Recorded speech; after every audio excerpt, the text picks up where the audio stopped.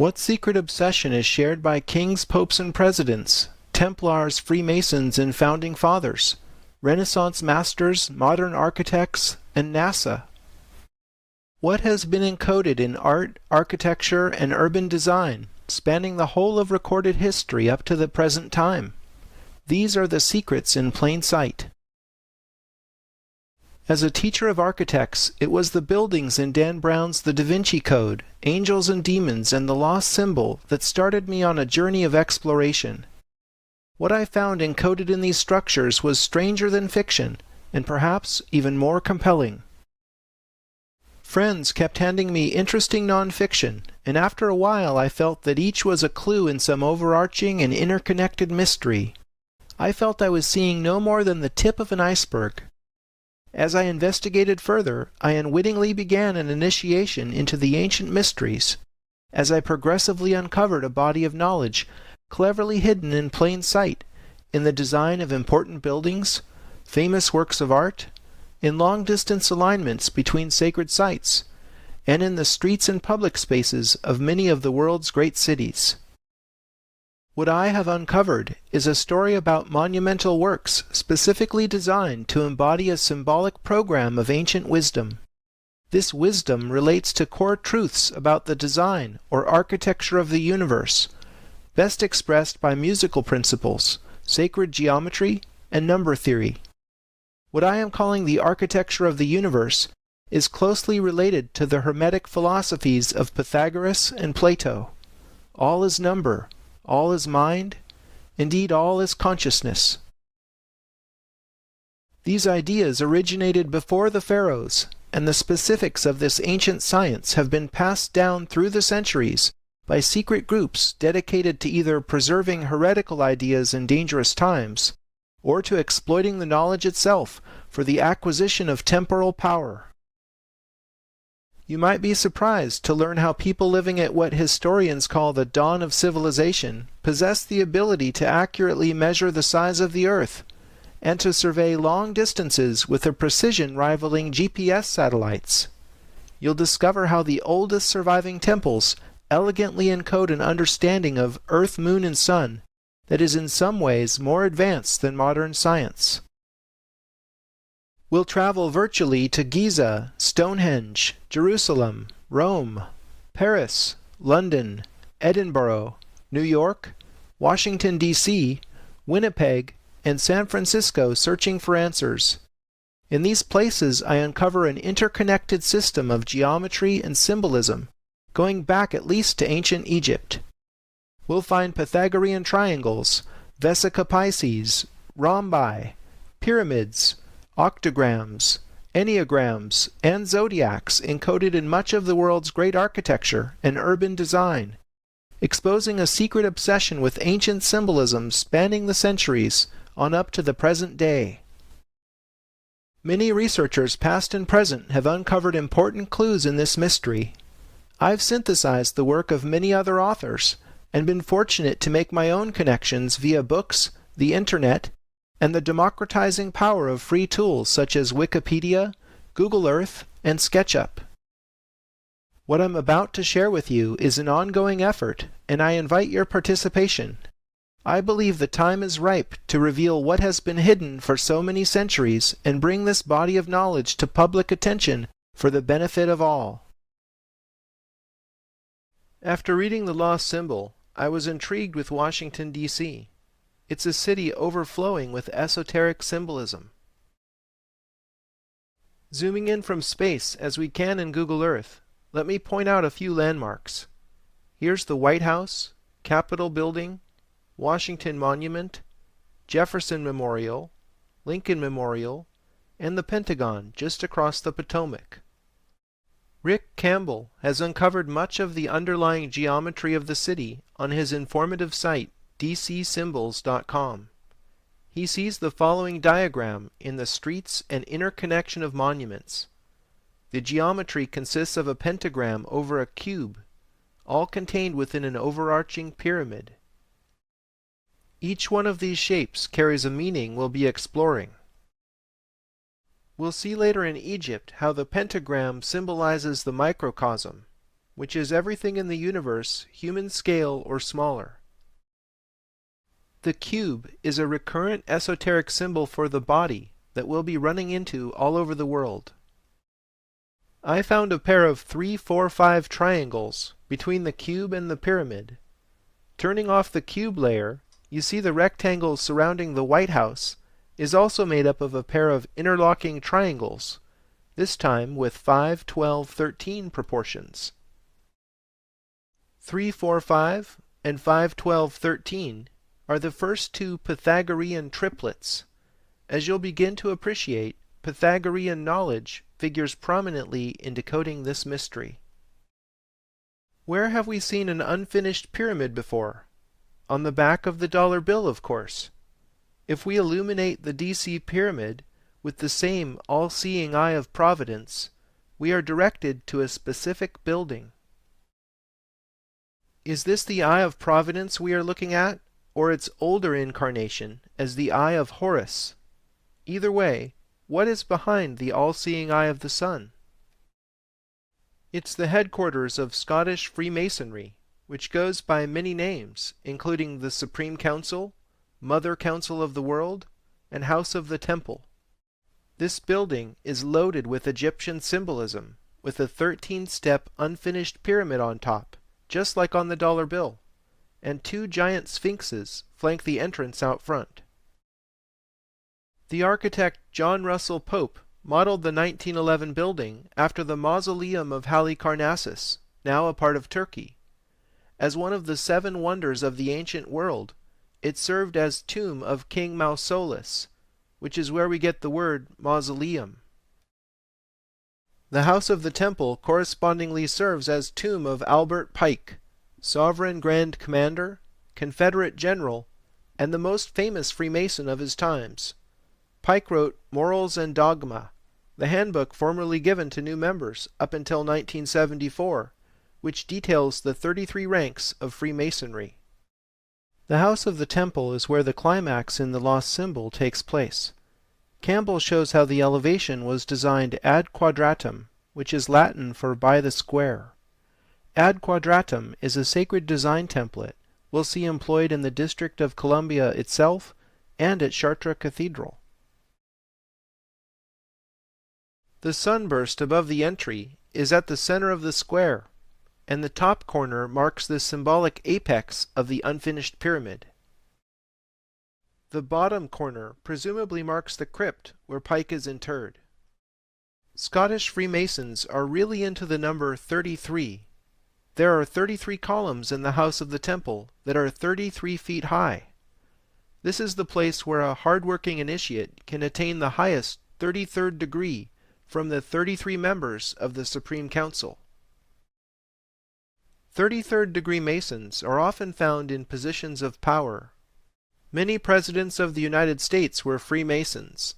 The Grand Lodge of Pennsylvania has a permanent exhibit featuring the portrait and signature of each of these presidents, with a record of their Masonic careers. It is difficult to verify Masonic membership because some members do not make their involvement a matter of public record. However, each lodge keeps its own records. I find it interesting that George Washington, Harding, Eisenhower, Carter, and the younger Bush all chose to be sworn into the office of the president with a hand on this Masonic Bible dating from 1770. One has to be male and believe in a supreme being to seek membership as a Scottish Freemason. They insist their fraternity is not a religion, although atheists are ineligible for membership. Freemasonry is not a secret society, but members are strongly admonished under pain of death not to reveal core secrets. Much of what happens inside the House of the Temple has been pieced together by outside researchers in recent years, and this has been brought forward in Dan Brown's book, The Lost Symbol. Members can rise to the 32nd degree through hard work and study, but only those selected by the Supreme Council may attain the highest 33rd degree. Richard Hoagland and Mike Barra have dredged up the most interesting connections between the Scottish Freemasons and NASA. Here is Cape Canaveral at Kennedy Space Center. These are the two launch pads where all the Apollo and Space Shuttle missions left Earth. Here is the single runway, runway 33. Of all the vectors they could have chosen for the strip, why did NASA choose 33 degrees west of north? If that seems like circumstantial evidence to you, how about this? Here is astronaut Buzz Aldrin, 33rd degree Mason, on the moon holding the flag of the Supreme Council, which he later brought back to Earth and gave to the Supreme Commander of the House of the Temple. These examples show that the Freemasons and NASA are obsessed with this number. I'm wondering what's so special about 33? Where else does this number appear? Jesus is said to have performed 33 miracles and to have died at age 33. Perhaps this is no coincidence. The Bible says King David, father of the famous Solomon who built the first temple in Jerusalem, reigned for 33 years. In the Kabbalah, or Jewish mysticism, there are 10 Sephiro in the Tree of Life, plus another hidden one called Doth. Adding the 22 paths between Sephiro brings the total up to the magic 33. My theory involves the Schumann resonance. This is the frequency at which the Earth vibrates. Scientists have measured this standing wave at 7.83 Hz, with a wavelength equal to the circumference of the Earth. This inaudible low hum is due to lightning discharges in our conductive ionosphere, causing the planet to actually ring like a bell.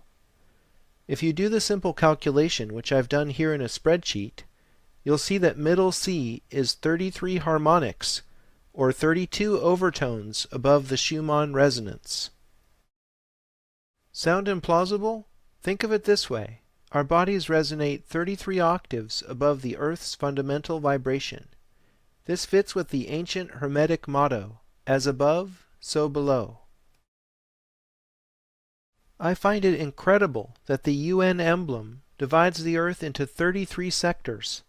This has to be more than coincidental. The human spinal column appropriately has 33 vertebrae if you count the fused bones in the lower spine individually. 33 might very well be built into the architecture of the universe. For further confirmation, let's take a look at the Great Seal of the United States of America as shown on the back of a $1 bill. Let's start with the obverse side of the Great Seal. That's the side with the eagle.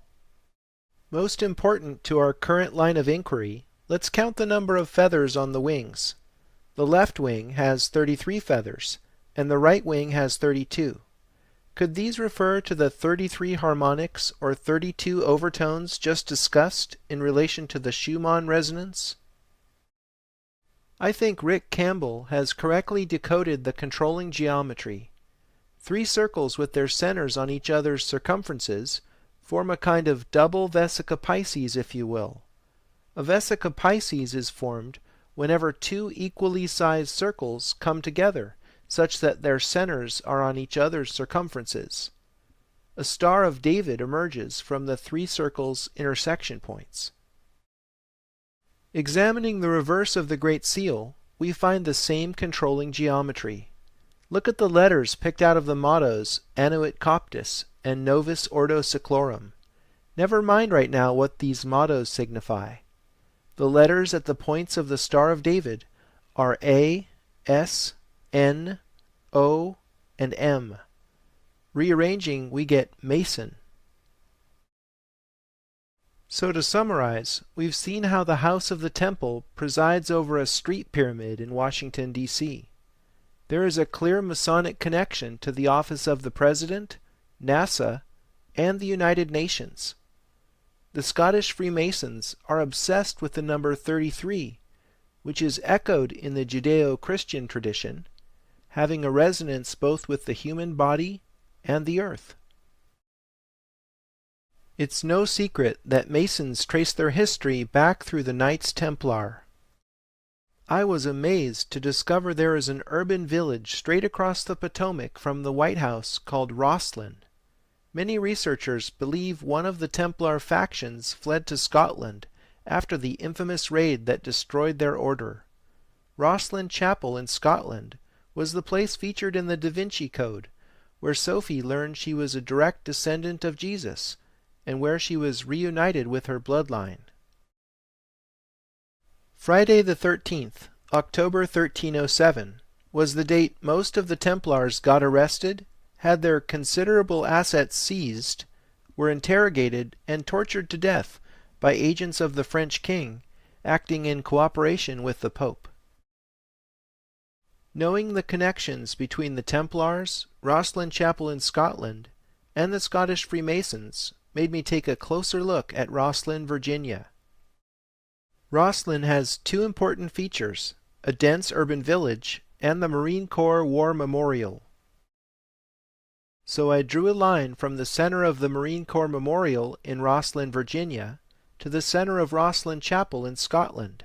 You've got to love Google Earth.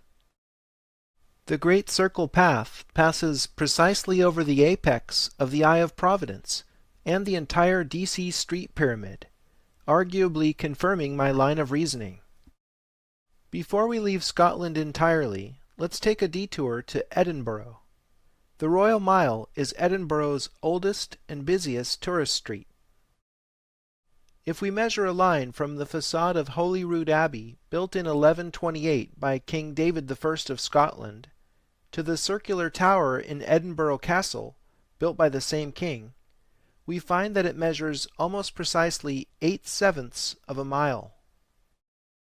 The Royal Mile referred to in Edinburgh is therefore the Egyptian Royal Mile by definition. This is a memorable and important unit because, as Richard Heath shows in his book Sacred Number and the Origins of Civilization, there are exactly 3,456 Egyptian royal miles in the polar radius of the Earth.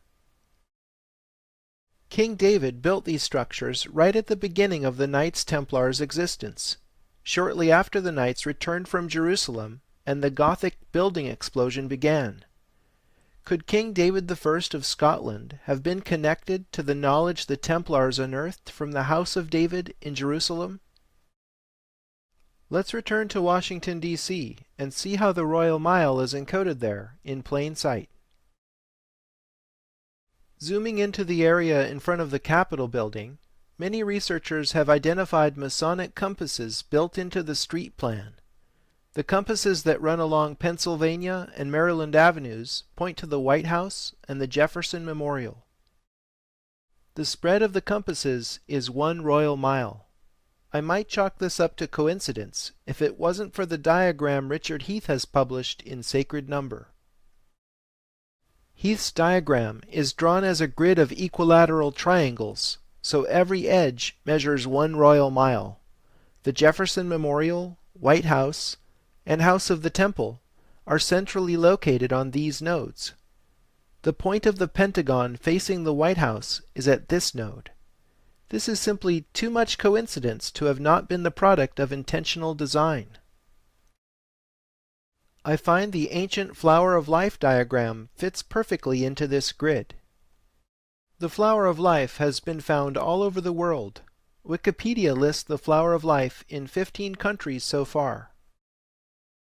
Here's the Flower of Life at the Osirion Temple in Abydos, Egypt, which is a minimum of 3,300 years old.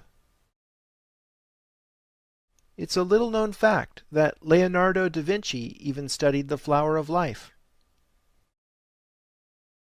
This is the second depiction of a cube we've seen in DC. Metrology, the science of measurement, is one of the keys to deciphering secret architecture. Each side of the larger cube spans 2 triangles, forming an edge length equal to 2 royal miles. The polar radius of the Earth is 1728 times 2 royal miles. This equals the 3456 royal miles referenced by the Edinburgh Royal Mile. The number 1728 links DC with the mythical New Jerusalem described in the Bible. And the city lieth 4 square, and the length is as large as the breadth. And he measured the city with the reed, 12,000 furlongs. The length and the breadth and the height of it are equal. The dimensions of New Jerusalem describe a cube whose volume is 1728 billion furlongs. Did you ever wonder why the U.S. and Israel have such a strong bond? D.C. is the New Jerusalem. Here's the 1992 Israeli Supreme Court building in Jerusalem. Does this pyramid on top containing a window look familiar? It appears to be the Eye of Providence, the same symbol found in the streets of D.C. and on the dollar bill. Many researchers have seen the Tree of Life from Jewish mysticism encoded in D.C.'s traffic circles and monuments. However, DCSymbols.com is the only place that shows how the streets and traffic circles match this early depiction of the Porte Lucis Tree of Life from 1516. The Portal of Light version is shaped like an actual tree. Maybe that's where the Tree of Life got its name. Scott Circle's gently curving streets mimic the shape of the Pythagorean Y. In The Secret Architecture of Our Nation's Capital, author David Oveson says, "The Pythagorean Y is a vestigial drawing of a path through life, in which one is perpetually presented with a choice of symbolic directions. Should one do good or bad?" Scott Circle is in the position in the Tree of Life known as Doth, the hidden Sephiro. According to the Kabbalah, the reason Doth is depicted as hidden is because humans who remain selfish cannot see it.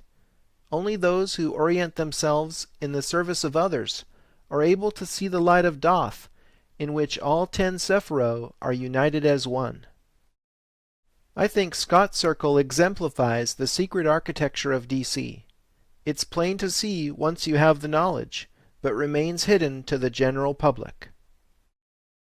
Most people who know the Tree of Life are more familiar with the Athanasius Kircher version of 1652, which is arranged in 3 columns. The Kircher version is seen here in John Evelyn's plan to rebuild London after the Great Fire of 1666. Both he and Christopher Wren submitted plans based on the Tree of Life, although Wren's wasn't as in-your-face as Evelyn's. Neither were actually carried out, but it shows you this kind of esoteric symbolism wasn't anything new when D.C. was laid out a century after the Great Fire of London. As you've seen, there is a deep connection to Judaism, both in the Tree of Life and in the metrology of Richard Heath's larger cube that links Washington, D.C. with the mythical New Jerusalem in the Bible.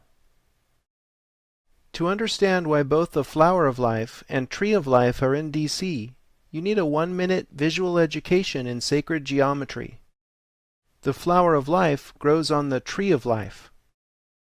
Flower of Life geometry is based on the 2D reality that 6 circles fit perfectly around a central 7th, shown here with quarters. Flowers eventually bear fruit, and with a growth of circles we have the traditional Fruit of Life diagram, containing 13 circles. Connecting the dots reveals Metatron's cube, an important diagram in the study of sacred geometry. It was named after the biblical figure Enoch, who was transformed into the archangel Metatron. Metatron's cube contains the 5 Platonic solids, both in smaller and larger scales, like a fractal. Platonic solids figure prominently in Plato's philosophy, after whom they were named. The dots in the interstices encode the pattern of 2 intersecting Pythagorean tetractyses. This is the pattern on the dollar bill, in what is called glory above the eagle's head. Pythagoreans swore an oath to the tetractys, which was the most important symbol in their secret worship of number. All of this symbolism is interconnected in a system. Masons study for years to understand these things and advance through their degrees. Freemasonry is a remnant of an ancient mystery school. Look at how many lucky 13s are on the obverse of the Great Seal. We've already seen the 13 stars of glory over the eagle's head. In the eagle's claws there are 13 arrows, 13 leaves on the branches hold 13 olives, and there are 13 stripes on the shield. Perhaps having 13 colonies was no accident. Curiously, the eagle only has 9 tail feathers. Everything has a meaning in symbolism. The 13th degree of Scottish Freemasonry is called the Royal Arch of Solomon. It's about Enoch, descent into a vault, the arch, a triangle of gold, a cube of agate, and the name of God. Enoch supposedly excavated 9 chambers, think of the tail feathers, underneath the Temple Mount in Jerusalem, one below the other, each with a supporting arch. In the final chamber he placed a cube of agate, inset with a triangle of gold engraved with the holy name of God. By this sacred geometry, Rick Campbell has shown Enoch's cube is in fact Metatron's cube, the triangle within the cube. The name of God shown in Hebrew is called the Tetragrammaton, the most sacred 4-letter word in Judaism. The letters of the Tetragrammaton are traditionally shown in the Pythagorean Tetractys because it encodes the Shem Ham Porash, or names of God, which in Jewish mystical tradition corresponds to 72 arrangements of the 4 holy letters. The practice of assigning numbers to letters is called gematria. Here we see how the letters in Enoch's triangle encode the number 72, the number of names of God. When you get deep enough into most religions, you eventually encounter a belief in the sacredness of number. Enoch was supposedly transformed into the archangel Metatron when he was 365 years old, his age being an obvious solar reference. Speaking of solar men being elevated to the divine, let's look at the Capitol building rotunda. This center point of American democracy figured prominently in Dan Brown's The Lost Symbol.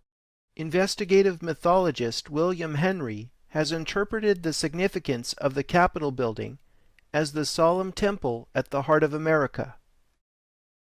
Looking up through the oculus in the Capitol dome, we see Constantino Brumidi's huge fresco entitled Apotheosis of George Washington. The word apotheosis means elevation of a man into God. George Washington is sitting on a rainbow up in the clouds surrounded by 13 maidens and flanked by the goddesses Liberty and Victory. Henry has dug up what was probably Brumidi's inspiration for depicting Washington riding on a rainbow in front of a stargate. Here is Jesus doing the same. Both are man become God. The fresco at the heart of America clearly elevates Washington into some kind of solar deity.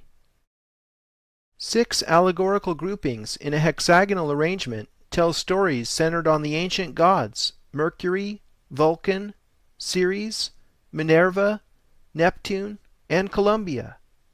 What does all this pagan symbolism have to do with the official history of the United States? Nothing.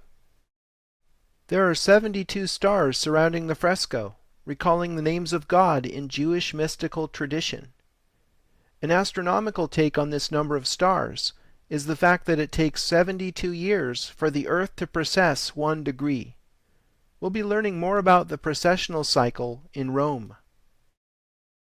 Looking deeper, there are several crypto-references to the Egyptian goddess Isis, particularly in the allegory of agriculture. Flora with exposed breast, and young America in liberty cap stand in front of Ceres, goddess of agriculture. A sheaf of wheat is often used to depict the goddess of nature, shown here as Virgo. An exposed breast and the liberty cap are well-known attributes of Isis, used extensively during the French Revolution. Here the symbols are shown together in Delacroix's Liberty Guiding the People. The goddesses personified on both sides of the Atlantic as nature, reason, liberty, freedom, and Columbia are all esoteric references to the Egyptian goddess Isis. Here's a silver dollar showing liberty with a liberty cap on a pole. This particular coin happens to be worth well over 6 figures today. The seal of the U.S. Senate shows the now familiar red cap as well. To top it off, the goddess Freedom on the outside of the Capitol dome and recently in the middle of the Capitol Visitor Center, are yet more depictions of you-know-who. The architects of the Capitol are clearly obsessed with the secret worship of Isis. Following the goddess Liberty upward, we see how the entire District of Columbia was originally surveyed by George Washington in 1791. The mile markers are placed ad quadratum, just like the elevation of the House of the Temple built more than a century later. This later organic interruption in the lower portion of the square became Alexandria, Virginia. In the ancient world, Isis had an important temple on the island of Pharos, just outside Alexandria, Egypt. Pharos was the location of the lighthouse of Alexandria, wonder of the ancient world. The light that shone from it was the Stella Maris, star of the sea, one of the many epithets for Isis. The highest point in Alexandria, Virginia, has a replica of the ancient lighthouse, in the form of the George Washington Masonic National Memorial. George Washington and many of the founding fathers were, of course, well-known Freemasons. Pay special attention to the 3 cubes forming the body of the lighthouse. We'll see this symbolism again in London, and finally decode it in Paris.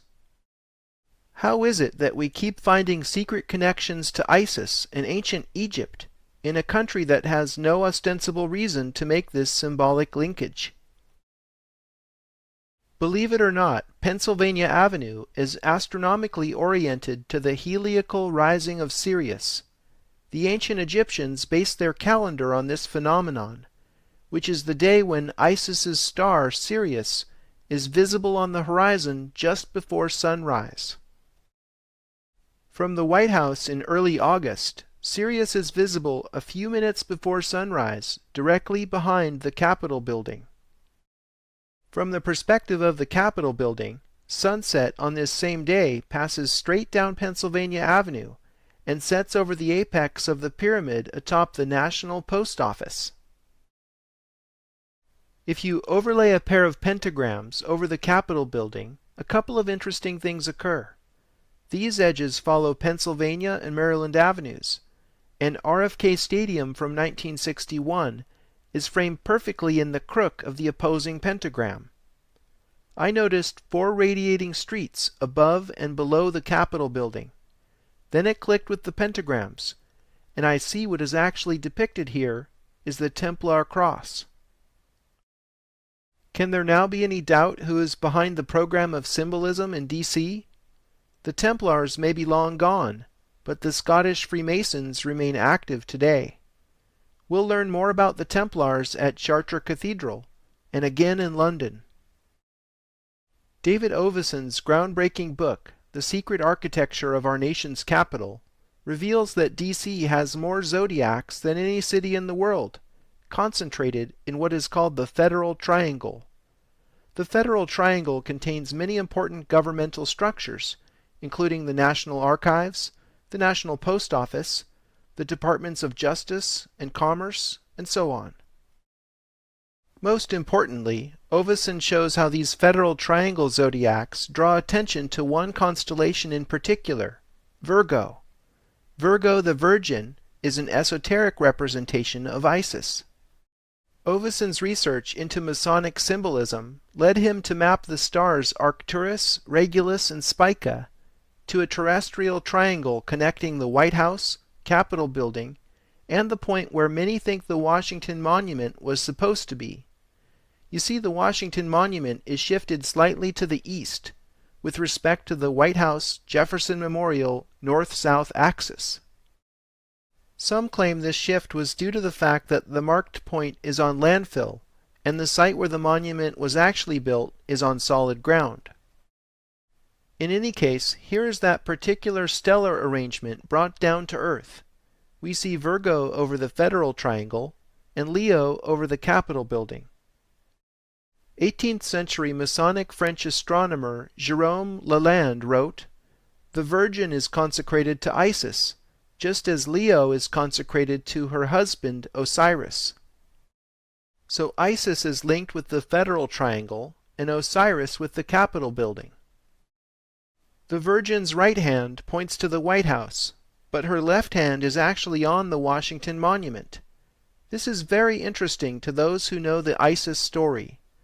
Could Isis be holding Osiris's golden phallus in the form of the Washington Monument?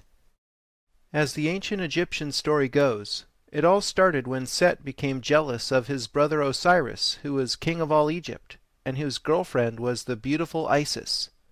Set then deceived and killed Osiris, cut his body into 14 parts, sealed all but one of them in a coffin, and sent it down the Nile.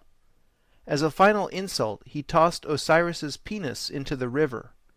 His sister consort Isis was at length able to recover and magically reconnect all of Osiris's parts, except for his penis, which was unfortunately eaten by a fish. Isis fashioned a golden phallus, attached it to Osiris, and brought him back to life with a song. From this experience, the resurrected Osiris became Lord of the Dead. Isis was impregnated with the golden phallus, and their son Horus grew to become god of the sun. It's the original story of sex and violence, jealousy, incest, and pregnancy. The Washington Monument is an obvious phallic symbol. The Vesica Pisces paths surrounding the obelisk suggest female genitals. Taken together, the symbols represent the joining of Osiris and Isis, and the conception of the sun god Horus.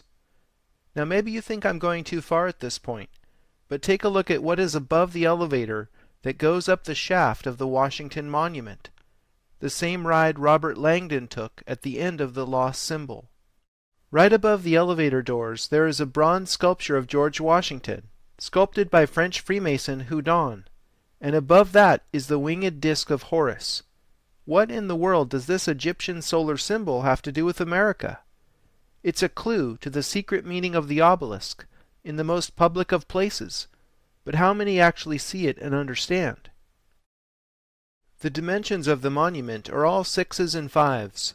What an amazing coincidence that 6,660 inches equals 555 feet. We'll decipher the meaning of 6s and 5s in Egypt.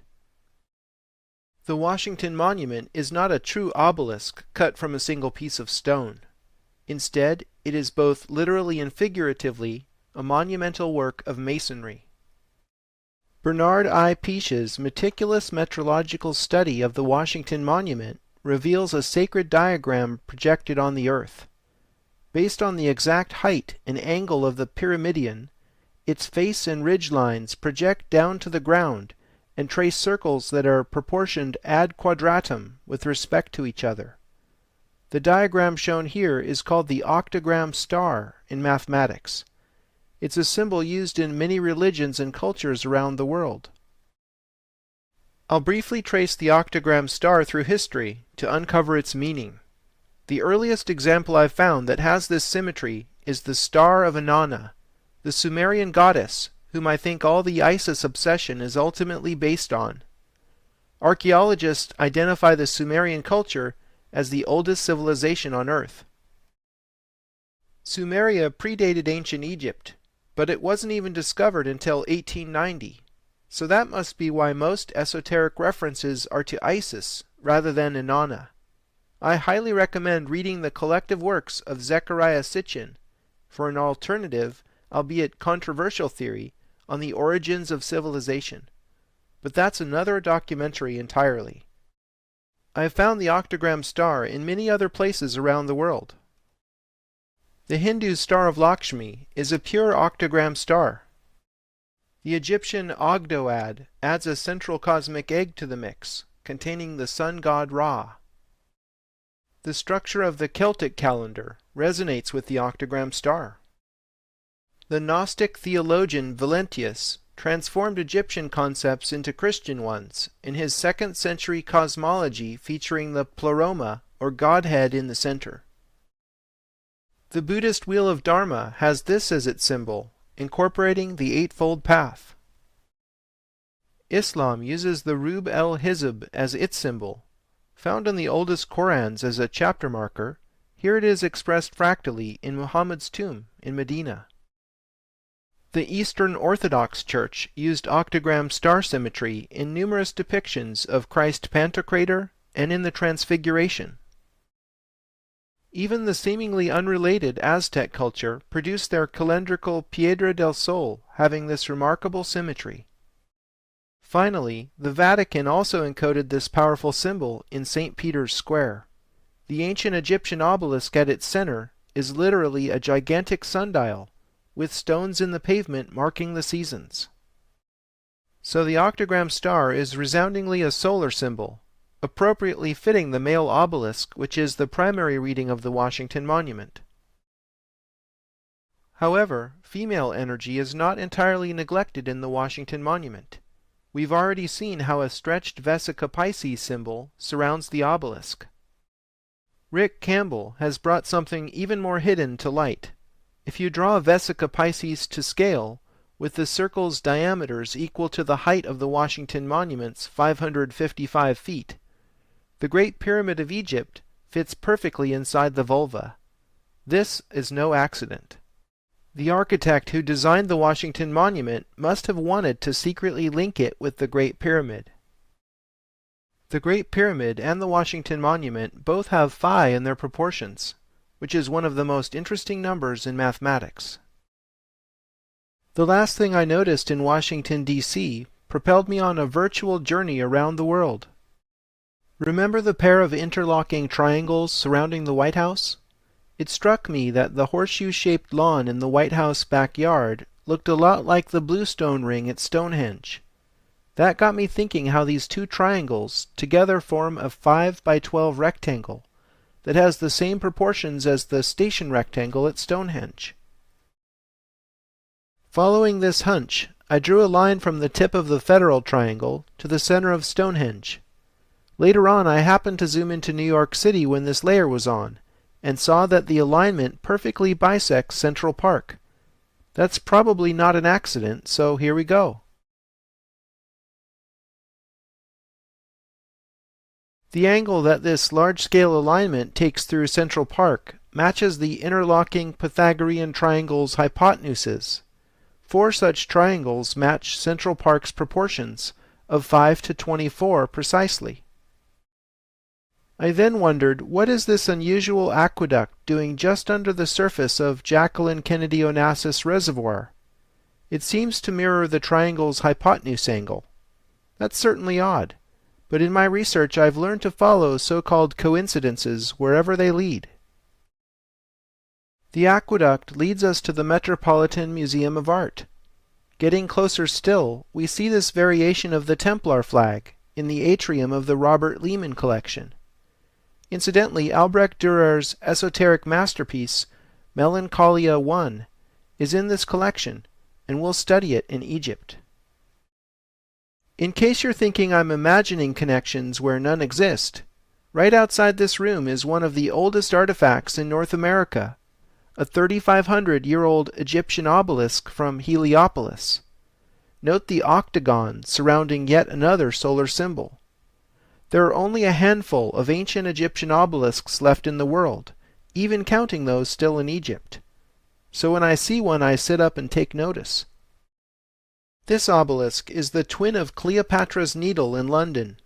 Egyptian temples typically had paired obelisks at their entrances, so the obelisks now in New York and London used to together frame the entrance to a temple in Heliopolis. It was quite a difficult and expensive project in the 19th century, and even today, to transport a 224-ton slab of granite halfway across the planet. Connecting nations with ancient Egypt was apparently a very powerful motivator to the Freemasons who bothered moving these obelisks. Overlaying the floor plan, we see what the aqueduct is pointing to. Literally an ancient Egyptian temple within the Sackler wing of the Met. The Temple of Dendur had to be removed from its original site in order to save it from being submerged by the construction of the Aswan High Dam. In 1965, the government of Egypt presented the temple as a gift to the United States, which was ceremonially represented by Jacqueline Kennedy Onassis. That's quite a coincidence, considering the aqueduct in Jackie's Reservoir led us to the very temple she received. Was the former First Lady playing the role of Isis? While we're in New York, let's take a look at one of the most famous tourist spots and greatest symbols of America, and visit the Statue of Liberty. The authors Graham Hancock and Robert Bauval have researched the Statue of Liberty, and you might be surprised what they have found. French sculptor and well-known Freemason Bartholdi designed the colossal statue originally for the opening of the Suez Canal in 1867. Fellow Freemason Gustave Eiffel, who was later made famous for his Parisian Tower, was commissioned as the statue's engineer. It is said Bartholdi modeled the sculpture after the Roman goddess Libertas. The truth is, Libertas was an echo of the Egyptian goddess Isis. After Bartholdi's Colossus was rejected for the Suez Canal due to financial reasons, he repurposed it as the Statue of Liberty for New York Harbor.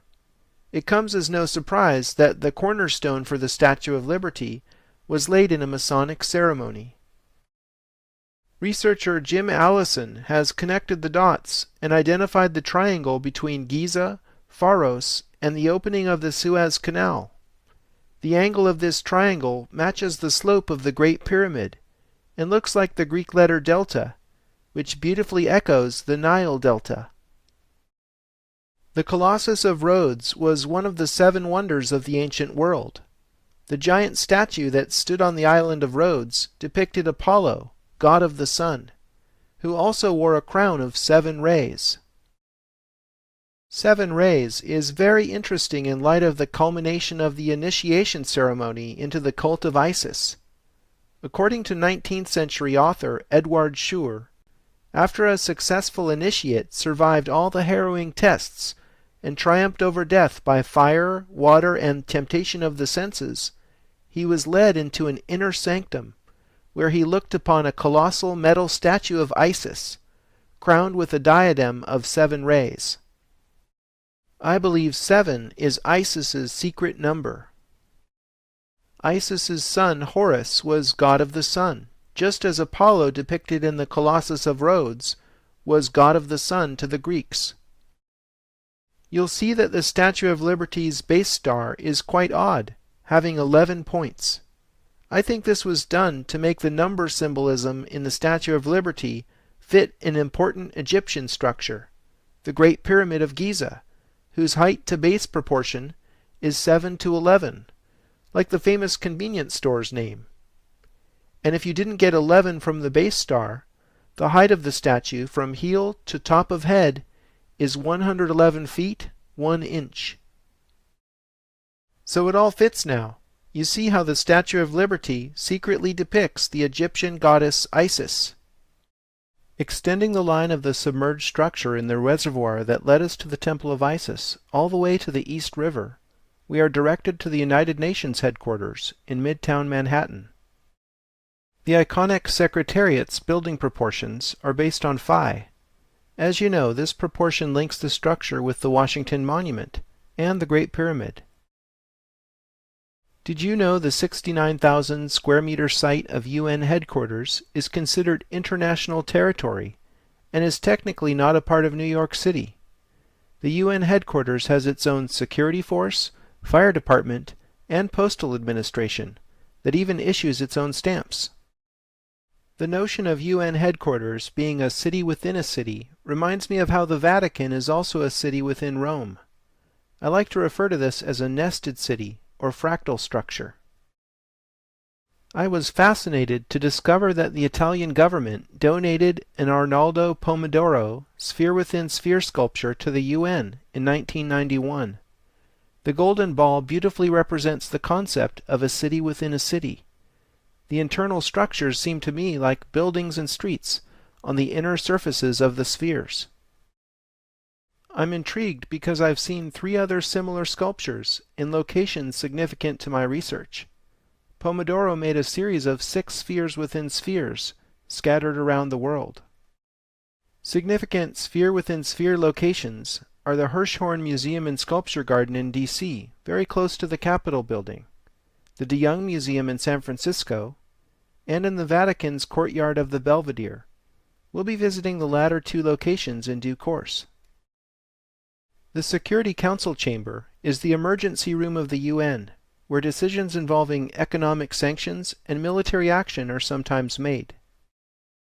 Notice the horseshoe-shaped desk surrounding 13 chairs located at a rectangular table in the center. The red chairs flanking the central group are arranged in rows of 13. All these lucky 13s are reminiscent of the many 13s on the Great Seal of the United States. The mural in the Security Council chamber is by Norwegian artist Per Krogh, and it contains some highly interesting symbolism. The left arched panel shows a woman opening a window, letting in rays of golden sunlight. The right arched panel shows a man letting a white horse run before the full moon. Sun and moon are symbolized in Masonic lodges by the columns Boaz on the left and Jachin on the right. Boaz and Jachin originally stood in Solomon's temple in Jerusalem. Boaz symbolizes the sun and Jachin the moon. We'll see this symbolism again in the towers of sun and moon at Chartres Cathedral. The Vesica Piscis shape in the center of the mural contains the story of original sin. Young Adam and Eve stand in the background. Lucifer, hanging from serpentine vines in the tree of knowledge, hands Eve the infamous apple. Years pass, and Adam and Eve are shown with arms interlocked, closer to the center of the Vesica Piscis. In time, their firstborn Cain is shown in the foreground at his parents' feet. This unmistakable imagery is strange to say the least in a chamber representing all the nations of the world. The mural symbolizing the security of all nations should probably embrace all cultures and religions, but it clearly has a distinctly Judeo-Christian subtext. You have to look closely to perceive it, but there is a faint circle representing the sun surrounding the Vesica Piscis. Tiny flames can be seen emanating from this circle, which carry through 4 of the mural's panels. Here the sun, or sun, emerges from the center of the Vesica Piscis, or womb. The bird below the Vesica Piscis is a phoenix, standing over the ashes of its parent. The phoenix is a symbol of transformation and of the cyclical nature of time. Herodotus recorded the fact that this mysterious bird has ancient Egyptian provenance.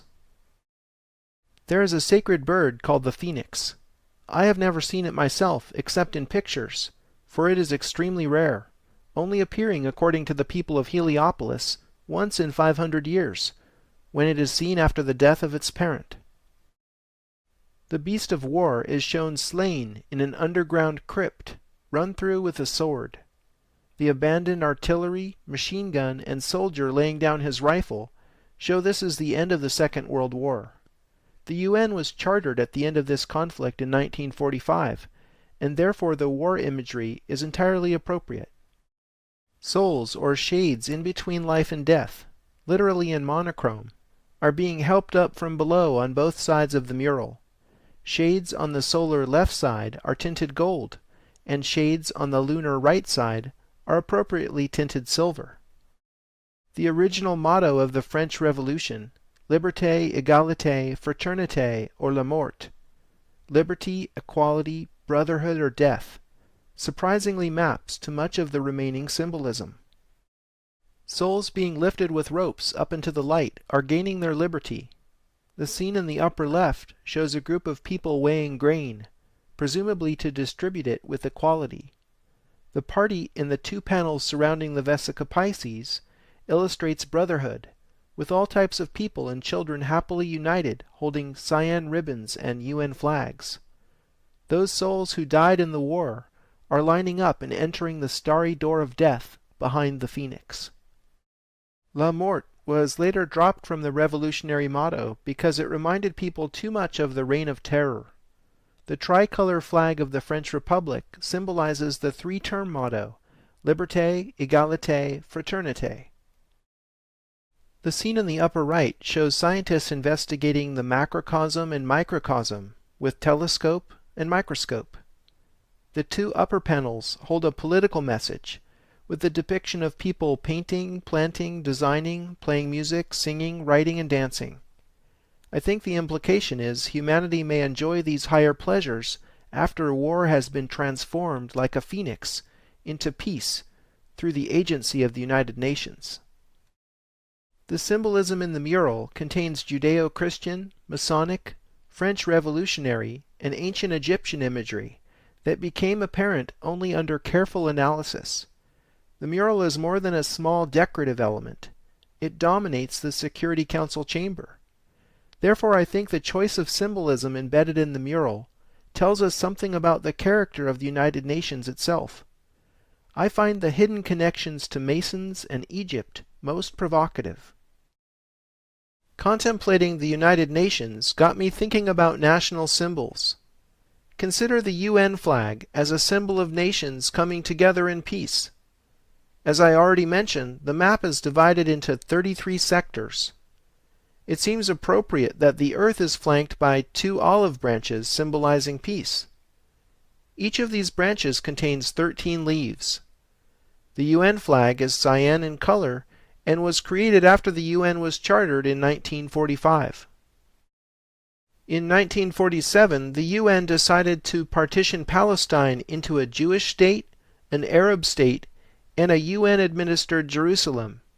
This decision led to a series of wars, and ultimately Israel's independence in 1948. The coat of arms of Israel is also cyan in color. It seems appropriate that the menorah is featured, because it's been a symbol of Judaism for almost 3,000 years. The menorah is flanked by 2 13-leafed olive branches symbolizing peace, another parallel with the UN flag. There are many countries whose flags and coats of arms feature olive branches symbolizing peace. However, only the UN emblem and the coats of arms of Israel, the United States, and the U.S. Virgin Islands feature olive branches having exactly 13 leaves. The U.S. Virgin Islands coat of arms is a modified version of the Great Seal of the United States. The flag of the United States of America also features significant numerical symbolism. There are 13 red and white stripes. 50 stars are arranged in 9 rows, alternating between rows of 6 and 5 stars. We'll learn the significance of the 9 rows in San Francisco and the alternating rows of 6 and 5 stars in Egypt.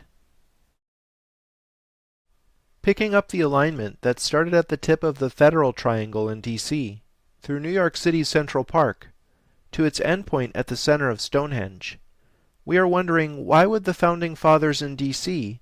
and city planners in New York City conspire to link their fair cities with this ancient temple? The reason is simple. Stonehenge is at the heart of the mystery. Let's take a closer look. The first monument at the site was begun during the Neolithic period, around 3,100 years before the Common Era, and Stonehenge was completed during the Bronze Age, approximately 4,500 years ago. Here's a reconstruction of Stonehenge Phase 3 at its height, showing the sarsen ring with its stone lintels, huge trilithons, and smaller bluestones. The larger Aubrey circle is a ring of 56 holes, accommodating 4 standing station stones. Connecting the station stones, we see what researchers call the station rectangle. The amazing thing is it has precisely the same 5:12 proportion as we've already seen in D.C. and New York City. Now we see where this proportion comes from, as this is surely the oldest known example. The astronomer Gerald Hawkins has shown how the station rectangle encodes specific astronomical phenomena, including cycles of Earth, Moon, and Sun, commemorated by important festivals in the Celtic calendar. Stuckley, one of the founders of the field of archaeology in the 18th century, whose great work was studying Stonehenge, claimed that Freemasonry was a legacy of the Druids, who in turn got their knowledge from the ancient Egyptians. The 7-pointed star inscribed within the Aubrey circle clearly locates the sarsen ring and frames the horseshoe of trilithons and bluestones. After identifying 7 as ISIS's secret number in New York City, I'm wondering if this 7-pointed star isn't the Star of Isis. The Egyptian civilization was at its height at the time of Stonehenge's completion, and although we have no archaeological evidence physically linking the two cultures, it remains an intriguing possibility. Avebury and Silbury Hill are a short distance from Stonehenge. Archaeologists say both of these monuments were built at the same time as Stonehenge, approximately 5,000 years ago. The late John Michell, said to be father of the earth mysteries, and surveyor and researcher Robin Heath, discovered amazing relationships between all three Neolithic monuments in terms of their precise locations upon the earth. The base of Silbury Hill is 864,000 feet from the center of Stonehenge. The sun's diameter is 864,000 miles. The distance from 51 degrees north latitude to the latitude of Stonehenge measures 10.8 Egyptian royal miles. The mean radius of the moon is 1,080 miles. The latitude of Stonehenge is 17.28 miles from the latitude of Avebury. We learned in DC how 1728 symbolizes the cube. Avebury's latitude is precisely 360 divided by 7 degrees north. Dividing a circle into 7 parts yields the Star of Isis. The placement of Stonehenge, Avebury, and Silbury Hill encode the numbers of the sun, moon, cube, and heptagram star. Please measure these things yourself in Google Earth or with other methods. This hard metrological evidence should completely revise our understanding of prehistory. Early in the 20th century, archaeologists discovered a quarry in the Prestley Hills where the bluestones used in Stonehenge were mined, approximately 130 miles from Stonehenge. Putting aside the practical issue of how the builders transported these large stones to the building site, let's focus instead on an even greater mystery. Heath had surveyed the distance from Stonehenge to an island due west in the Bristol Channel called Lundy. When Heath told Michell that the distance from the center of Stonehenge to a small hill called the Tump at the center of Lundy Island was precisely the memorable number 123.4 statute miles, Mitchell recognized the number from his research, and then all the pieces quickly fit together. A statute mile is equal to 5,280 English feet, and is still used to measure distances on roads in the United States. Michell and Heath drew a triangle connecting Stonehenge, Lundy, and the Prestley mine. Two such matching, interlocking triangles form a rectangle that has the same proportions as Stonehenge's station rectangle, and amazingly is exactly 2,500 times larger. This is the Greater Temple. What is more, the distances in the Lundy rectangle fit ancient Egyptian measure. Robin Heath's brother Richard pointed out in Sacred Number that 123.4 statute miles is precisely equal to 108 royal miles, the same unit that we've seen in Edinburgh and DC. This is no arbitrary distance, as 108 royal miles is 1/32 of the polar radius of the Earth. The architects of Stonehenge must have chosen the building site in relation to an origin point originally selected at the center of Lundy Island. It's absolutely sublime the way Stonehenge resonates with the whole region and with the planet. As above, so below.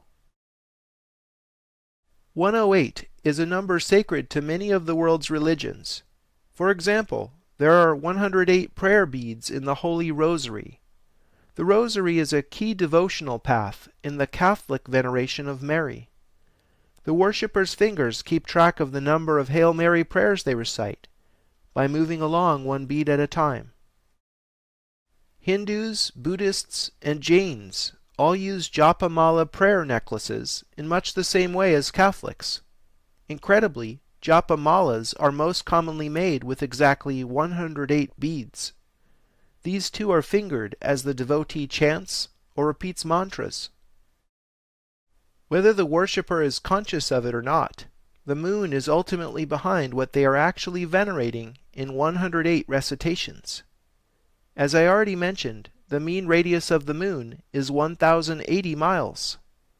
The connection between goddesses and the moon is as old as humanity. Coincidentally, the element silver, which has always been associated with the moon, has an atomic weight of 108 grams per mole. In The Lost Science of Measuring the Earth, Michell and Heath show how the English foot was derived from the Earth's equatorial circumference.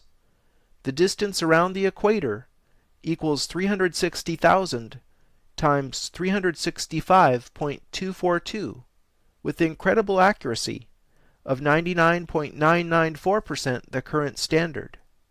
This means the distance around the equator measured in English feet is the number of days in a year times the number of degrees in a circle times 1,000. Historians have lost track of when exactly the foot was invented in the mists of time, but you'll usually hear some tired anecdote about some old king's big foot. We can now confidently say that whoever defined the English foot knew the equatorial circumference of the Earth with an accuracy in the thousandths of 1%. We only achieved this level of precision in Earth measure in 1995, when the Global Positioning System, or GPS, became fully operational. Clearly, we are not the first to achieve this level of technological sophistication. The mile is also based on the dimensions of the Earth. There are 12 to the 5th divided by 10 miles in the meridian circumference of the Earth. 528 is the resonant key that both defines the statute mile, because 5,280 feet are equal to 1 mile, and the central frequency of the ancient solfeggio, an ancient musical scale used in religious chanting. Metrology, the science of measurement, is one of the keys to decrypting the ancient mysteries. After all, the word geometry literally means earth measure, and virtually all ancient measurement systems were based upon the dimensions of the Earth. As John Neal laid out in his groundbreaking book, All Done with Mirrors, which was subsequently expanded upon and popularized in books by John Michell and the Heath brothers, the English foot turns out to be the root of the ancient system, wherein units designed to measure different scales were interrelated by fractional relationships. The way the ancient system used simple fractions is analogous to how the metric system uses powers of 10 to interconnect units used at different scales, such as millimeter, centimeter, kilometer, etc. As if these discoveries weren't enough, John Michell and Robin Heath stumbled upon yet another amazing find. There is an island just north of Lundy called Caldy, where there is a very old priory church built over an ancient Druid menhir. This island is located at the 2 to 3 point, along the Presley-Lundy edge of the figure. Musicians will recognize this proportion as the 5th, the most fundamental interval in music. If you draw a line connecting Stonehenge with the precise 2 to 3 point, roughly coincident with Caldy, you get the following proportion. If the Lundy-Stonehenge line is 12, then the Caldy-Stonehenge line is the square root of 153. Believe it or not, we'll see this cryptic number 153 again in the Louvre Pyramid and also in the Bible. So what's up with the square root of 153? Simple. It equals 12.369, the number of full moons in a year. So the proportions of the simple diagram encode cycles of sun, earth, and moon. This is far too much to be explained away by chance. However, Michell and Heath don't offer a theory as to how Neolithic tribespeople knew the precise size of the Earth, surveyed such long distances, or understood subtle mathematical and astronomical relationships, living in what we know for certain to be an utterly primitive physical culture. Logically, one must consider the possibility that someone other than Neolithic tribespeople built Stonehenge. Michell and Heath's work sadly hasn't been accepted by the scientists of our times, and is ridiculed as pseudoscience, because their research has exposed how little we really understand about the origins of civilization.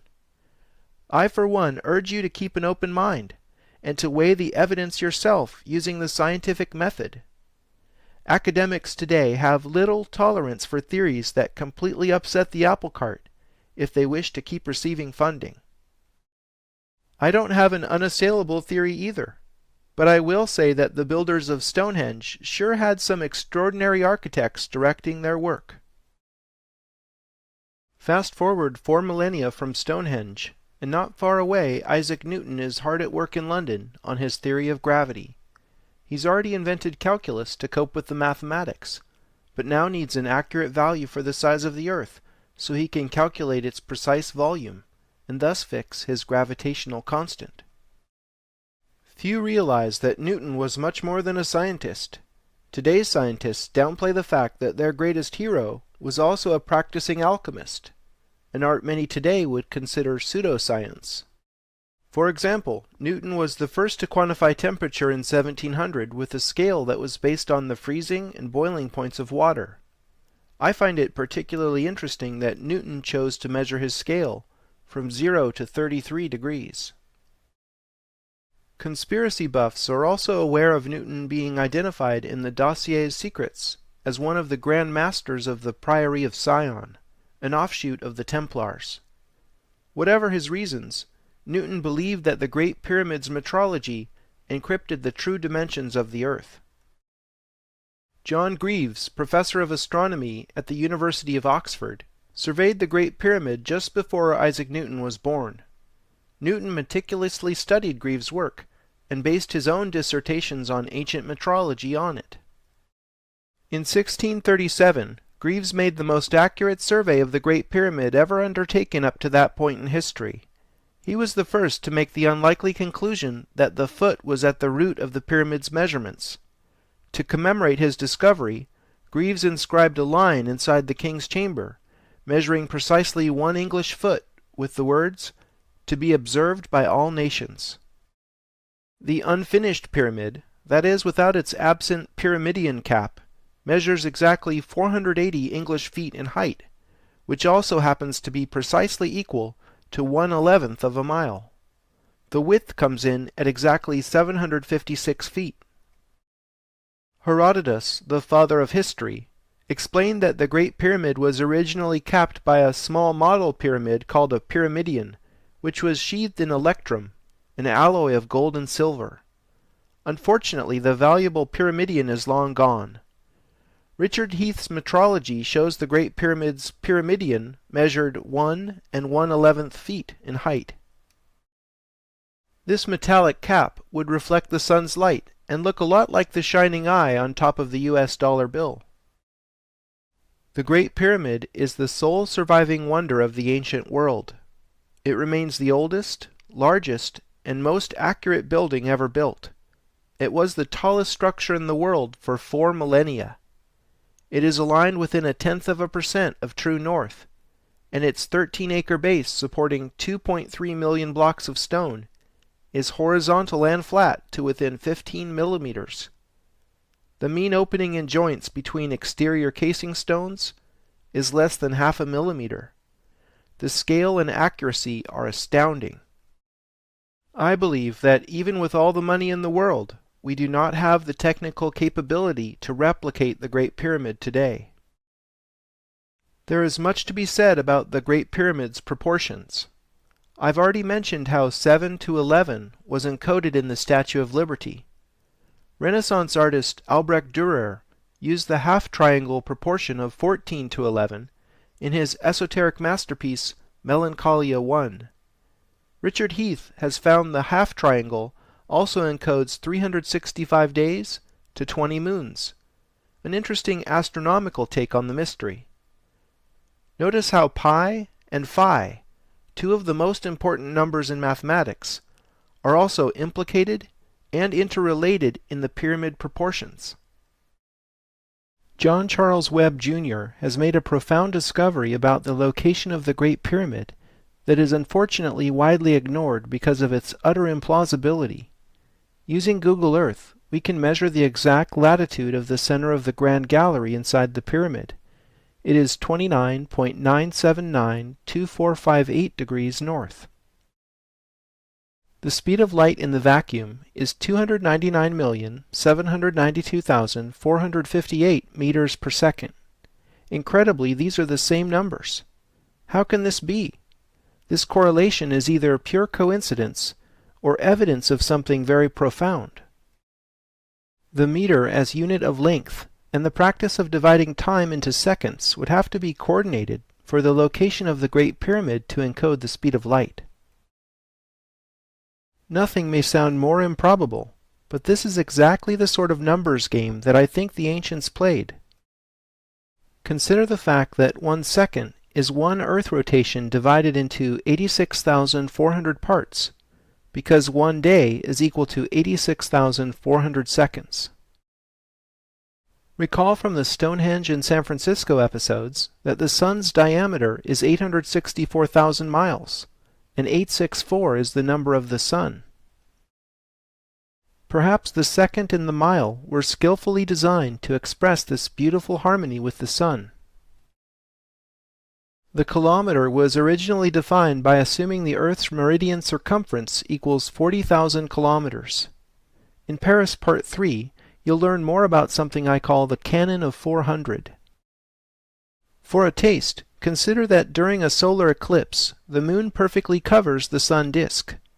The only reason this occurs so precisely is because the Moon is exactly 400 times smaller than the Sun, while at the same time the Moon is 400 times closer to the Earth than the Sun. In addition, the Earth turns 400 times faster than the Moon. Perhaps saying the Earth has a meridian circumference of 40 million meters was no accident, as it's in the same number canon. I think the meter was secretly designed to resonate with the Sun. In fact, today the meter is circularly defined in terms of the speed of light, which is itself measured in meters per second. Consider the possibility that the meter is an ancient unit that was merely reintroduced 300 years ago, during a time of great Hermetic obsession in France. With these facts in mind, it is easier to see how disparate units based on our planet's source of light truly encode the speed of light using the location of the Great Pyramid itself. Our history books somehow miss the fact that architects at the dawn of history knew the speed of light in the vacuum and the exact size of the Earth with pinpoint accuracy. Perhaps the Great Pyramid was made before the Egyptian culture began, by different architects entirely.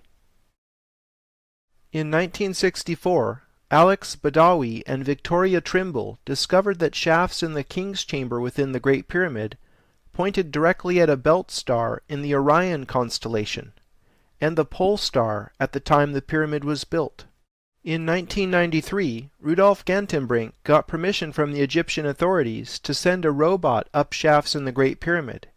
He was able to accurately measure the exact shaft angles, and this data allowed Robert Bauval and Adrian Gilbert to run astronomical calculations showing precisely where the shafts in the King's and Queen's chambers are pointing to in the sky. In their 1995 book, The Orion Mystery, Bauval and Gilbert revealed that the shafts in the Queen's chamber point directly to the star Sirius in the south, and to the pole star at the time the pyramid was built in the north.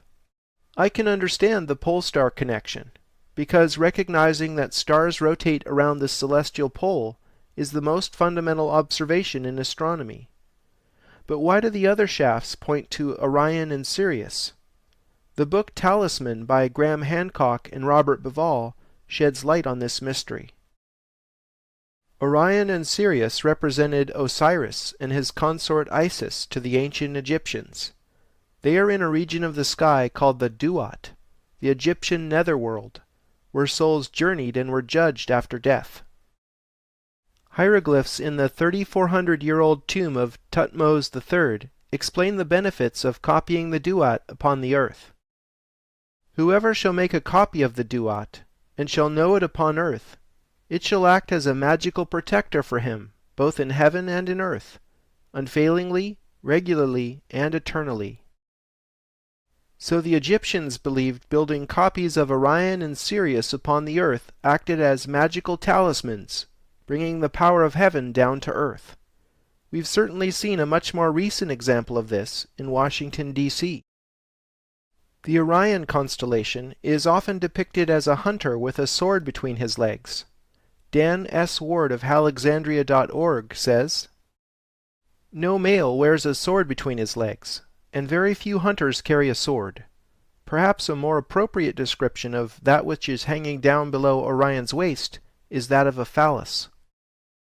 The area of Osiris's phallus contains the Orion Nebula, one of the most studied regions of space, because it is an incredibly generative area where stars are continually being formed. How appropriate." By the way, we are in the Orion spur of the Milky Way galaxy, and Sirius is the brightest star in the sky by a wide margin, because it is one of our nearest neighbors. We now have the astronomical knowledge to recognize we are actually quite close to the Duat. Bauval and Gilbert showed that the three pyramids of Giza actually have the same position and relative sizes as the belt stars of Orion. Dr. Gerhard Haney noticed that just as the belt stars of Orion point at Sirius, the pyramids point directly at Heliopolis, ancient center of Egyptian science, art, and religion, which was a single unified body of knowledge in ancient times.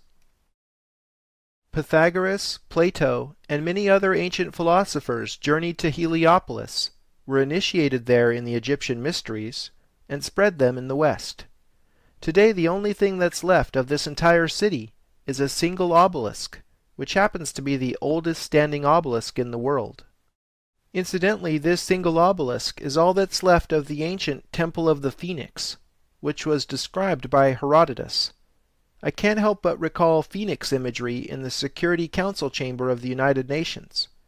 It's amazing how many connections there are between the symbolism of the elite and ancient Egypt. You've already heard about one Heliopolitan obelisk next to the Met in New York City, and its pair on the Victoria Embankment in London. Rome has the remainder of the Heliopolitan obelisks left in the world. Heliopolis was the cult center for the 9 great Egyptian gods, collectively called the Ennead. We'll learn more about the Ennead in San Francisco. In the first decade of the 20th century, G.I. Gurdjieff went on a mystical journey where he met with a number of remarkable men. At Mount Athos in Greece, he was supposedly entrusted with the key to decoding ancient Egyptian knowledge preserved by the Sufi Sarmong Brotherhood. The key he received is the Enneagram, and the means to decipher it. The Enneagram is the fundamental hieroglyph of a universal language. All knowledge can be included in the Enneagram, and with the help of the Enneagram, it can be interpreted. Gurdjieff's philosophy was popularized by his pupil Ouspensky, and through him the Enneagram found its way into modern psychology. The Enneagram of personality is a typology described by Riso and Hudson that's used in business, psychotherapy, arts, education, and for spiritual development. The Baha'i Faith correspondingly uses a 9-pointed star as its symbol. Baha'i scripture specifies that every house of worship must feature a 9-sided great room. There is even a Christian connection. In the 9th book of the New Testament, St. Paul wrote, "The fruit of the Holy Spirit is love, joy, peace, patience, kindness, goodness, faithfulness, gentleness, and self-control. Against such things there is no law." Here is the traditional depiction of the fruits of the Holy Spirit, shown with first letters in Latin. It's another 9-pointed star. With these things in mind, let's explore the sacred geometry of San Francisco. Believe it or not, San Francisco is steeped in Egyptian symbolism. The original Michael H. DeYoung Museum, that was built in 1894, had an Egyptian theme, complete with an under-pyramid entrance that anticipated the recent addition to the Louvre. The museum was unfortunately destroyed in the 1906 earthquake, and the DeYoung Museum is presently in its 3rd incarnation. However, the 2 sphinxes that flank the original museum's entrance are still there. The Transamerica Pyramid is a landmark worldwide and is the most famous building in the city. But the Transamerica Pyramid neither houses the headquarters of the Transamerica Corporation nor is it really a pyramid. Does it remind you of an obelisk? It's clearly not a true obelisk, because it's not carved out of a single piece of granite, and the elevator core protrudes out of the sides of the structure. But we can see beyond this modern necessity to perceive its symbolism. The height of the 1972 structure is commonly cited at 853 feet, but this figure doesn't include the glass pyramidion cap and its mast. Adding the additional 11 feet brings the total up to 864 feet, making this the tallest obelisk in the world, far exceeding the Washington Monument's 555 feet. And 864 is a very interesting number indeed. As you learned at Stonehenge, the sun's diameter happens to be 864,000 miles. In addition, there are exactly 86,400 seconds in a day. By making the Transamerica Pyramid 864 feet high, the architect was clearly making it a solar symbol. The glass pyramidion cap contains a brilliant light that shines forth on July 4th. In addition to it being U.S. Independence Day, July 4th is also aphelion, the day the Earth is farthest from the Sun in its yearly cycle. The Transamerica Pyramid occupies a privileged site in the streets of San Francisco. It marks the endpoint of Columbus Avenue, which cuts across the street grid at a 40-degree angle. It's funny, but I recognized the significance of this 40-degree angle immediately because I'd just been hired by an architect to make a 3D model of his 9-sided atrium. This incredible synchronicity is what allowed me to make the next discovery. When I overlaid a 9-sided figure on the streets of San Francisco, here is what I found. The Transamerica Pyramid fits at this vertex. Columbus Avenue runs along this edge. The grid of streets matches this edge's 40-degree turn, and most significantly, it appears that Treasure Island was designed to fit this figure.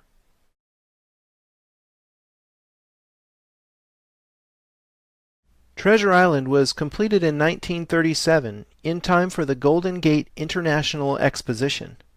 The U.S. Navy controversially seized Treasure Island from the city of San Francisco during World War II. The Navy built the unusual star-shaped barracks in the approximate location of the tower that had been torn down after the Expo in 1937. The barracks also happened to be exactly at the midpoint of this edge of the diagram. While I'm not certain what the barracks symbolize, their shape and position does seem significant. Masonic author Albert Churchward says the hieroglyph of the risen sun god Horus looks like this. Also, 6 triangles in hieroglyphs means land of the spirits. In any case, the Navy base was recently decommissioned, and Treasure Island is now open to the public. I went there to find the barracks abandoned, but the strange symbolism remains, at least for a little while longer. There is currently a plan in the works to build a large mixed-use development on Treasure Island.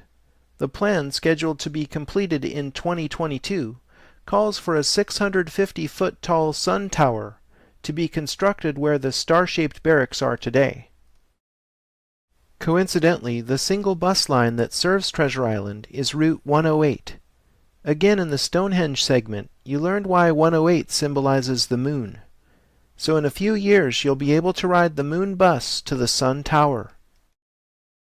In the Great Pyramid segment, we studied the Ennead, or pantheon of the 9 ancient Egyptian gods worshipped at Heliopolis, the city of the sun. When we layer the Ennead over the 9-sided figure, we see the correlation between the solar Transamerica Pyramid and the phallic obelisk of Osiris.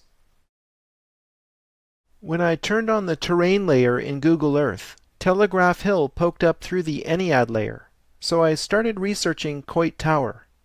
It was designed by Arthur Brown Jr. in 1933, after Brown designed 3 buildings in the Federal Triangle, which you'll remember figured prominently in the secret architecture of Washington, D.C. The octagonal top of Coit Tower fits within the octagram star, which you saw in Washington, D.C. Part 2, is a classic solar symbol. Do you think this is coincidental? There were 4 pairs of male and female gods in the oldest Egyptian creation myth, which predated the Ennead. The Ogdoad, as the 8 gods were known, was venerated in Hermopolis, the city of Hermes. Hermes was his Greek name, Mercury was his Roman one, while both names echo Thoth, source of the Egyptian wisdom. All of these names supposedly reference the same immortal figure, who dispensed wisdom to humanity at different points in history. The subtle arcs along the sides of the structure suggest the interlocking circles of the Vesica Pisces, which represents the female genitals. Perhaps not surprisingly, and just like the Washington Monument, Coit Tower symbolizes the act of coitus, or the sacred union of Isis and Osiris.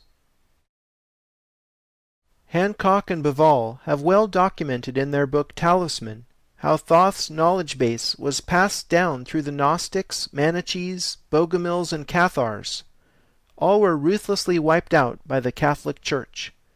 Any remaining followers were then completely annihilated by the Inquisition. Thankfully, the popes weren't entirely successful in instituting a permanent Dark Age, because a century after the Inquisition, Cosimo de' Medici recovered the Corpus Hermetica, which was written in the 1st century in Alexandria. This older stream of Hermetic knowledge that escaped the burning of the Library of Alexandria actually fueled the Italian Renaissance, and then went underground in secret societies that persist to this day. The Golden Gate is neither golden, nor is it literally a gate. Instead, it's the red bridge built the same year as Treasure Island. Known throughout the world as an engineering marvel and symbol of San Francisco, it also represents the fulfillment of manifest destiny, the 19th century belief in the inexorable expansion of the United States from sea to shining sea. Here's a 19th century painting depicting the goddess Columbia leading settlers westward in an allegorical representation of manifest destiny. The Golden Gate is actually a concept from, you guessed it, ancient Egypt. Are you seeing the pattern here? They believed the Golden Gate was the threshold souls must pass after death on their way to the Duat. You might be interested they also spoke of a silver gate, guarded by Isis, the great mother of the sun. Souls passing through the silver gate on their journey from the divine source are incarnated upon the earth. I think Treasure Island represents the silver gate guarded by Isis. Its 7 sides certainly have her number. Perhaps the gift of incarnation itself is the treasure. The soul journeys westward like the American settler and passes over Alcatraz, one of the world's most famous prisons. This fits with the Cathar belief that the body is the prison of the soul. All the while angels, this is Angel Island, fly above in a higher dimension. Angel Island is a state park and has incomparable views of the bay. The adjacent peninsula is the town of Belvedere, one of the highest income places in the United States. There may be a few angel investors in Belvedere who take in the incredible scenery and its symbolism. After doing time upon the earth, the soul passes through the Golden Gate to meet its destiny in the Duat. Now we're way out there. Let's fly back to Giza and get back down to earth. The pyramids of Giza are said to be located in the middle of the earth. Jim Allison is an independent researcher who's uncovered some mind-blowing geometry. Here he's taken the Vesica Pisces and laid it over the circle of the earth. Giza is at this point, equidistant from the North Pole and the center of the earth. Quite a central location when you see it this way. In one of the oldest surviving Hermetic fragments called the Kore Cosmu, or Virgin of the World, Isis has this to say to her son Horus. But the right holy land of our ancestors lies in the middle of the earth, and the middle of the human body is the sanctuary of the heart, and the heart is the headquarters of the soul, and that, my son, is the reason why men of this land are more wise. It could not be otherwise, seeing they are born and bred upon earth's heart. The heart of Egypt would have to be the Great Pyramid, and it embodies many more secrets. Let's investigate a few more. Here I've superimposed two instances of the same 3D model. When we draw a circle from the center of the pyramid in plan to the tip of the pyramid in elevation, something amazing happens. We square the circle. The circumference of the circle is equal to the perimeter of the square. This is a sacred diagram that encodes much wisdom. Mathematicians have proven this diagram can't be drawn perfectly because of the transcendental nature of pi. Approximations are all that is possible in flat Euclidean space. In the book The Dimensions of Paradise, John Michell has shown how the first Pythagorean triplet is the key to the wisdom encoded in this diagram. Here, 3, 4, 5 triangles set the scale and make it a very easy approximation for anyone to draw with compasses and a ruler. Now brace yourself for the wisdom. The moon and Earth actually fit this diagram. The size of the moon compared to the Earth is as 3 is to 11, with a 99.97% accuracy. The pyramid therefore encodes the relative sizes of moon and Earth. The 3, 4, 5 triangle itself contains a secret that unlocks yet more of the mystery. The area of a 3, 4, 5 triangle is 6.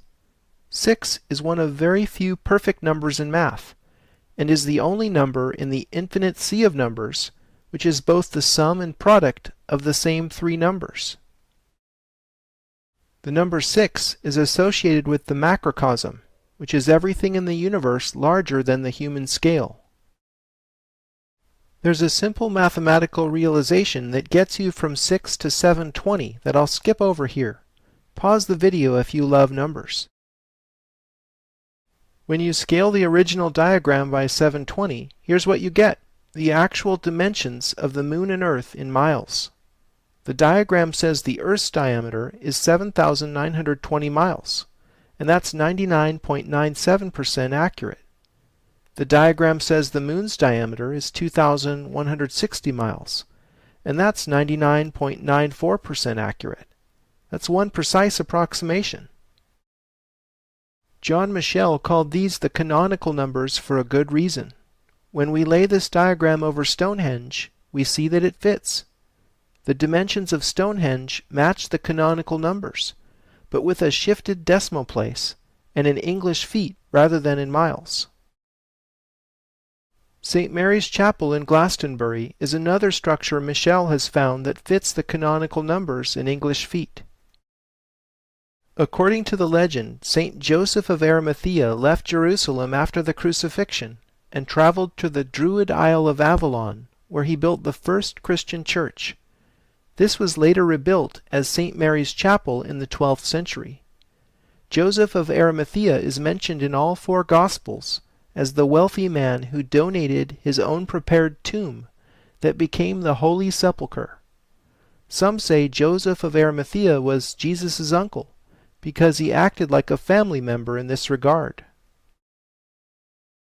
In any case, these are the walls that remain from St. Mary's Chapel, and here are its dimensions in English feet.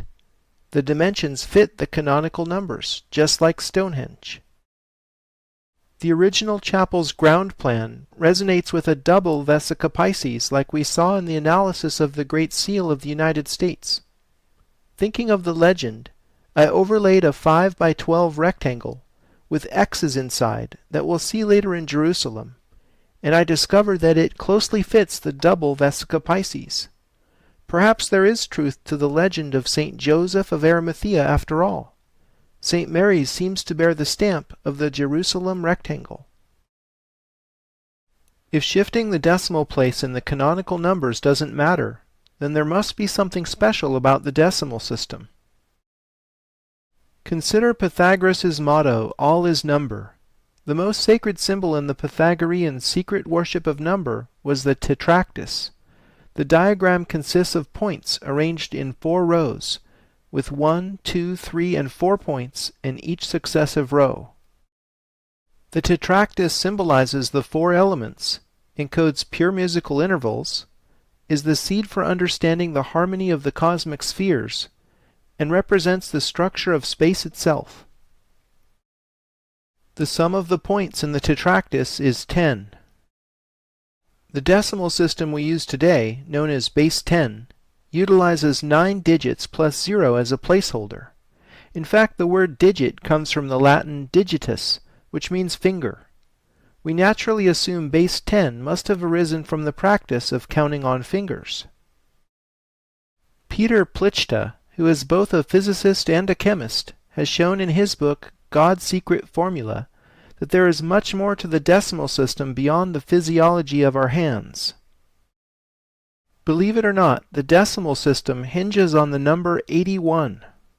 To understand this, bear with me for a moment and see how all the numbers in the decimal system are hiding under 81.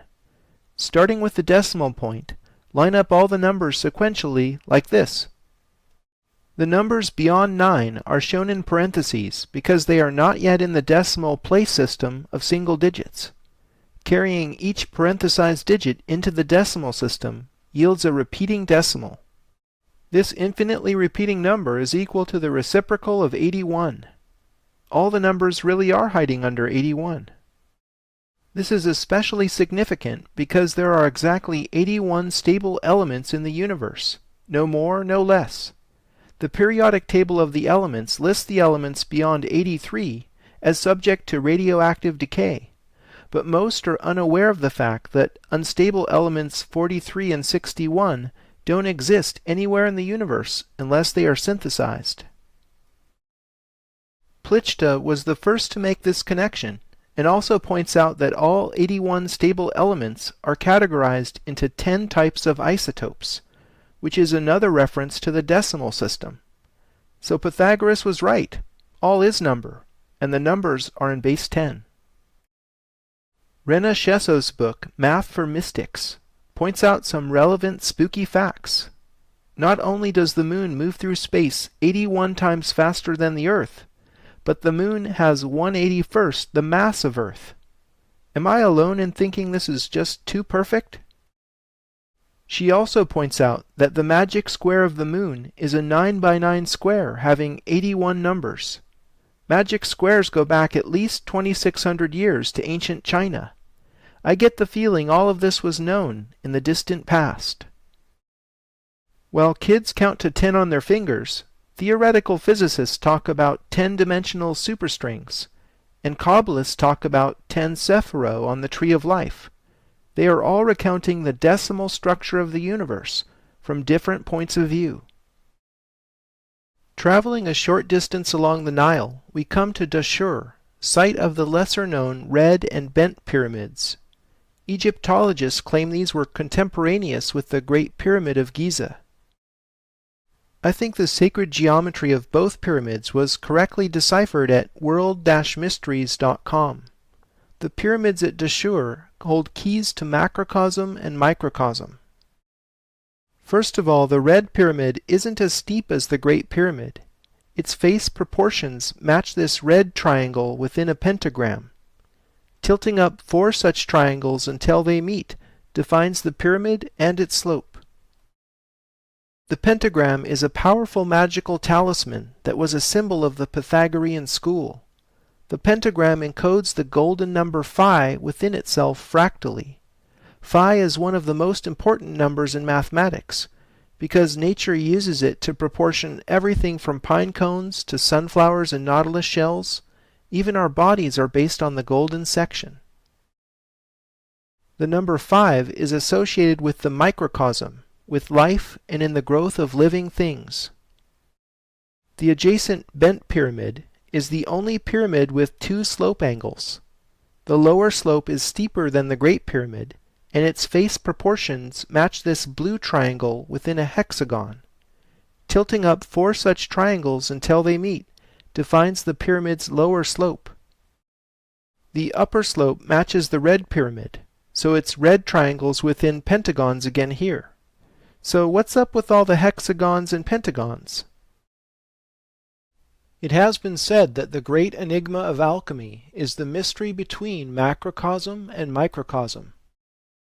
The word alchemy actually comes from al-chemy, which means the way of Egypt. I believe relating 6 to 5 is the essential key encoded at Dashur. Renaissance master Albrecht Dürer made this drawing in his Course in the Art of Measurement with compasses and a ruler. Everything emerges from the Vesica Pisces. Dürer's Melancholia I is one of the most studied pieces of esoteric art. Franz Deckwitz presented the following analysis in 1979 to John Michel, who published it in his 1988 book, The Dimensions of Paradise. The opening of the compasses is the key to the engraving's metrology. The compasses, sphere, measuring stick, and overall proportions all fit the same unit. As already mentioned, the engraving's proportions of 14:11 match the Great Pyramid's half-triangle proportion. The objects in the engraving are packed with Hermetic symbolism, but the most interesting thing to me is the hidden controlling geometry. It's the alchemical wedding of pentagon and hexagon. Schwaller de Lubicz did this study of an Egyptian gateway.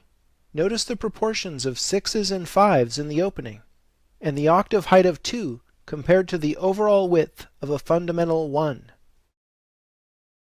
Henry Lincoln co-wrote Holy Blood, Holy Grail, which became an inspiration for Dan Brown's The Da Vinci Code, published more than 20 years later.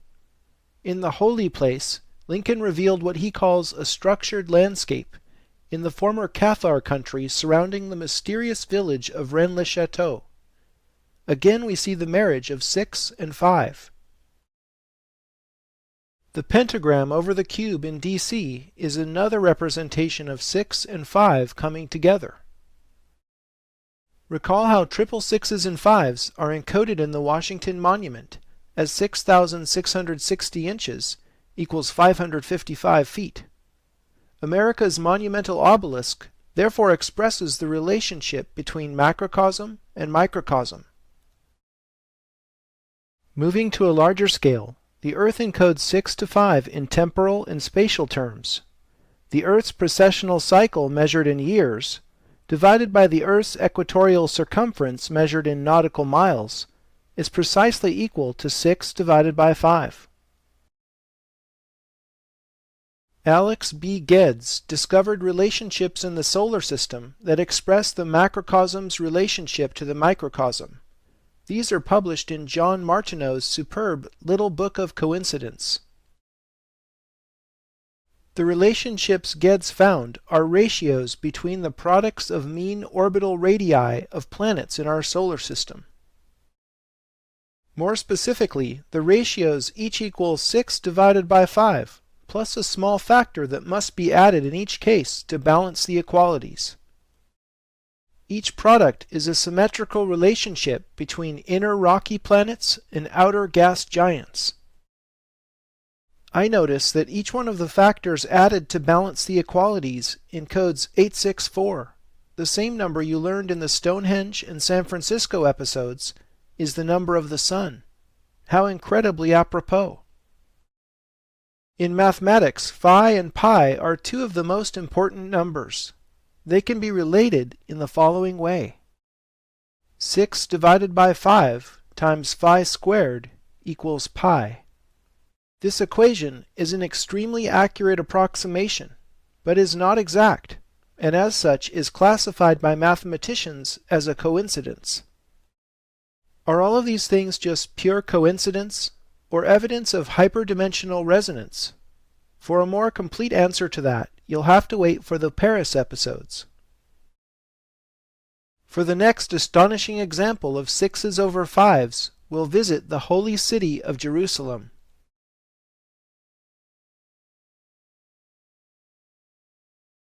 Jerusalem is one of the oldest cities in the world, having been continuously inhabited for close to 6 millennia. The old walled city that occupies an area of less than 1 square kilometer is sacred in Judaism, Christianity, and Islam. The Church of the Holy Sepulchre is the most sacred place in Christianity, where Jesus was both crucified and entombed before rising from the dead. The site where Solomon's and Herod's temples were located is actively debated.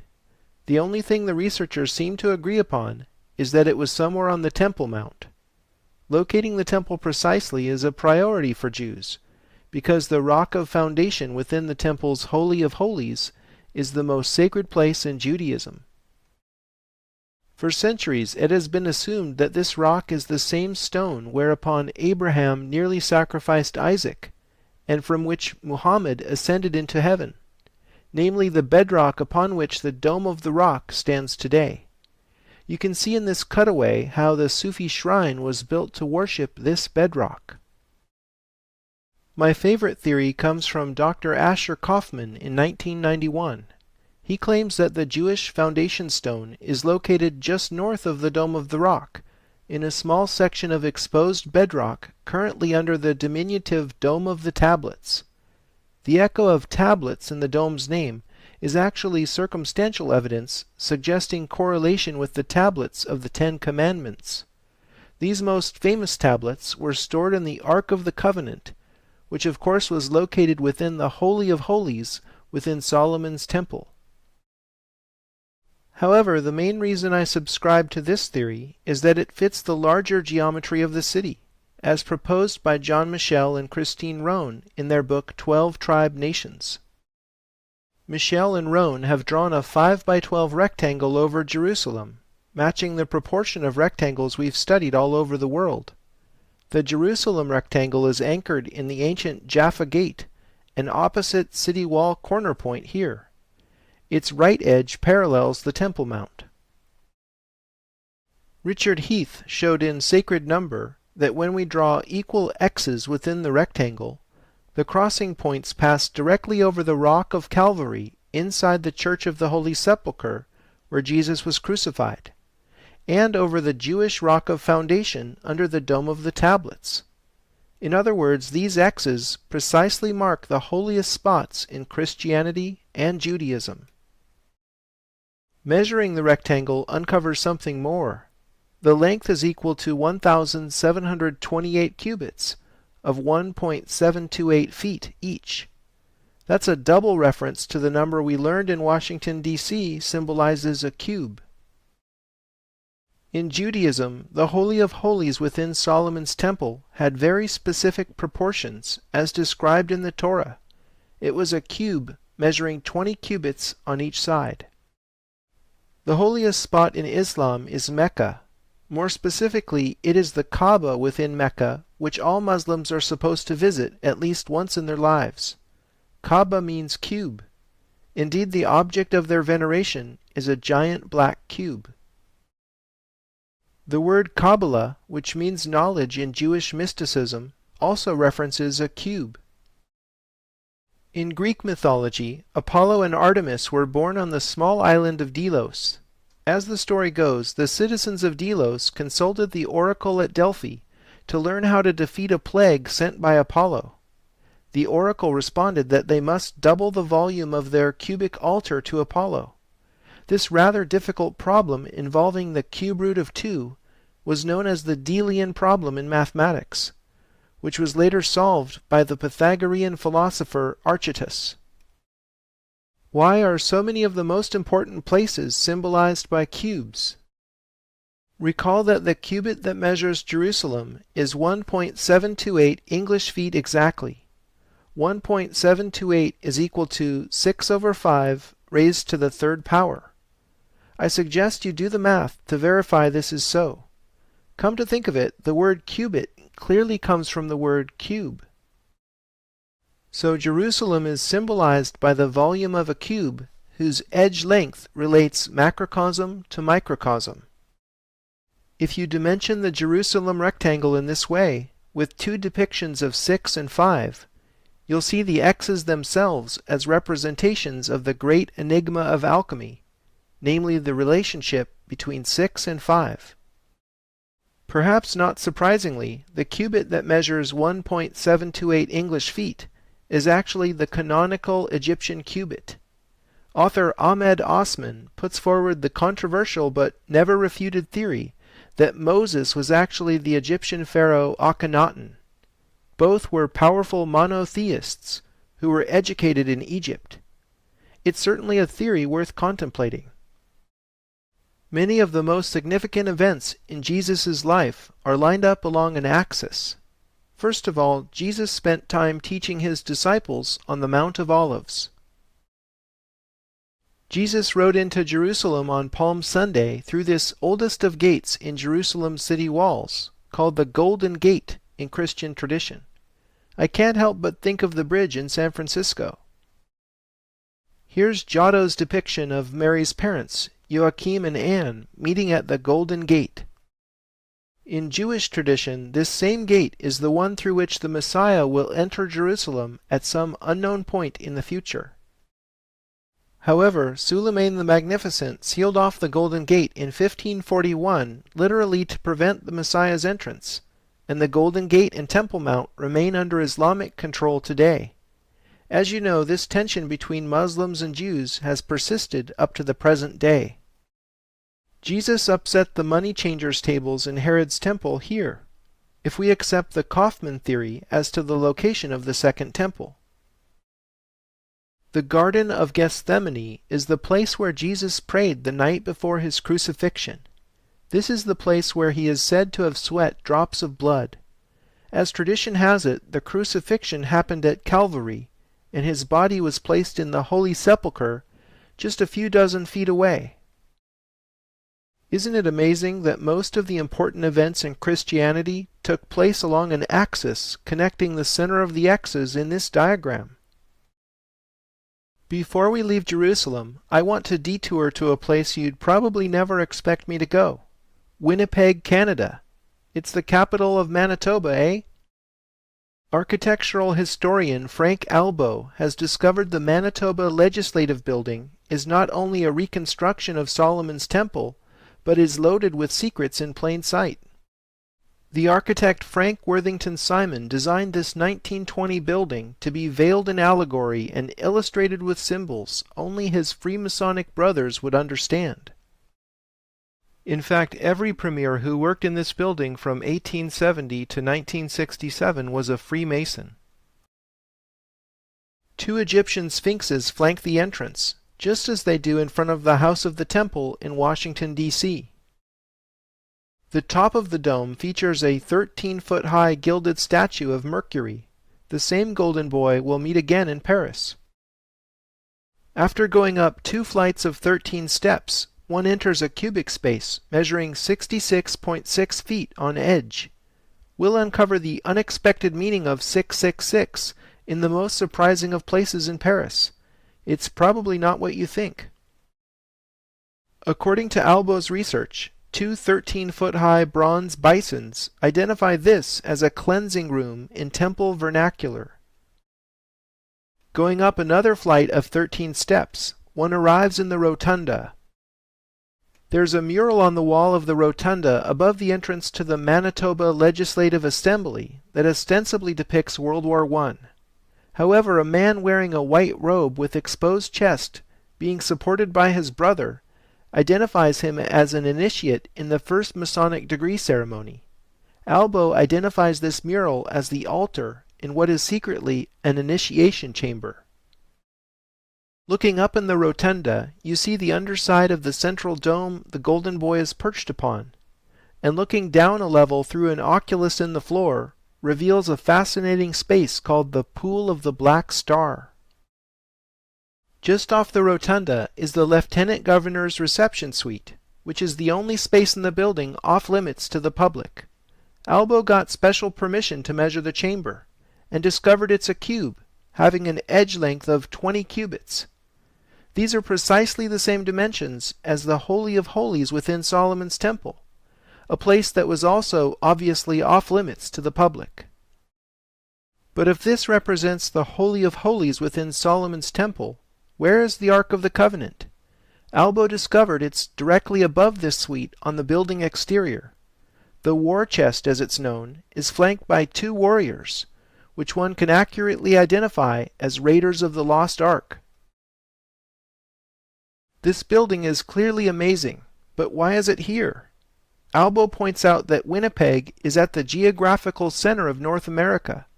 The black star at the heart of the legislative building was deliberately placed upon this naval point. Okay, but what is the building really doing? I think the Manitoba Legislative Building was designed as a magical talisman to harvest, or in some sense control, the energies of North America.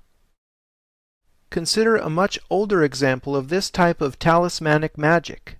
Old Sarum, which is the center point of ley lines in England, dates from the same era as Stonehenge, Avebury, and Silbury Hill. This radiating topology reminds me of one other magical artifact, the sun disk worshipped during the reign of King Tut's father, the pharaoh Akhenaten. If you think believing in magic is childish, consider Walt Disney's so-called Magic Kingdom. Did you know Disneyland has a mysterious Club 33, which is not open to the general public? We know from studying DC how important the number 33 is to Masons. Club 33 memberships cost $20,000, and it's the only place in Disneyland where alcohol is served.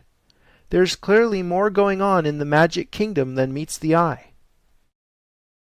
I think the black star at the center of North America holds a much deeper secret.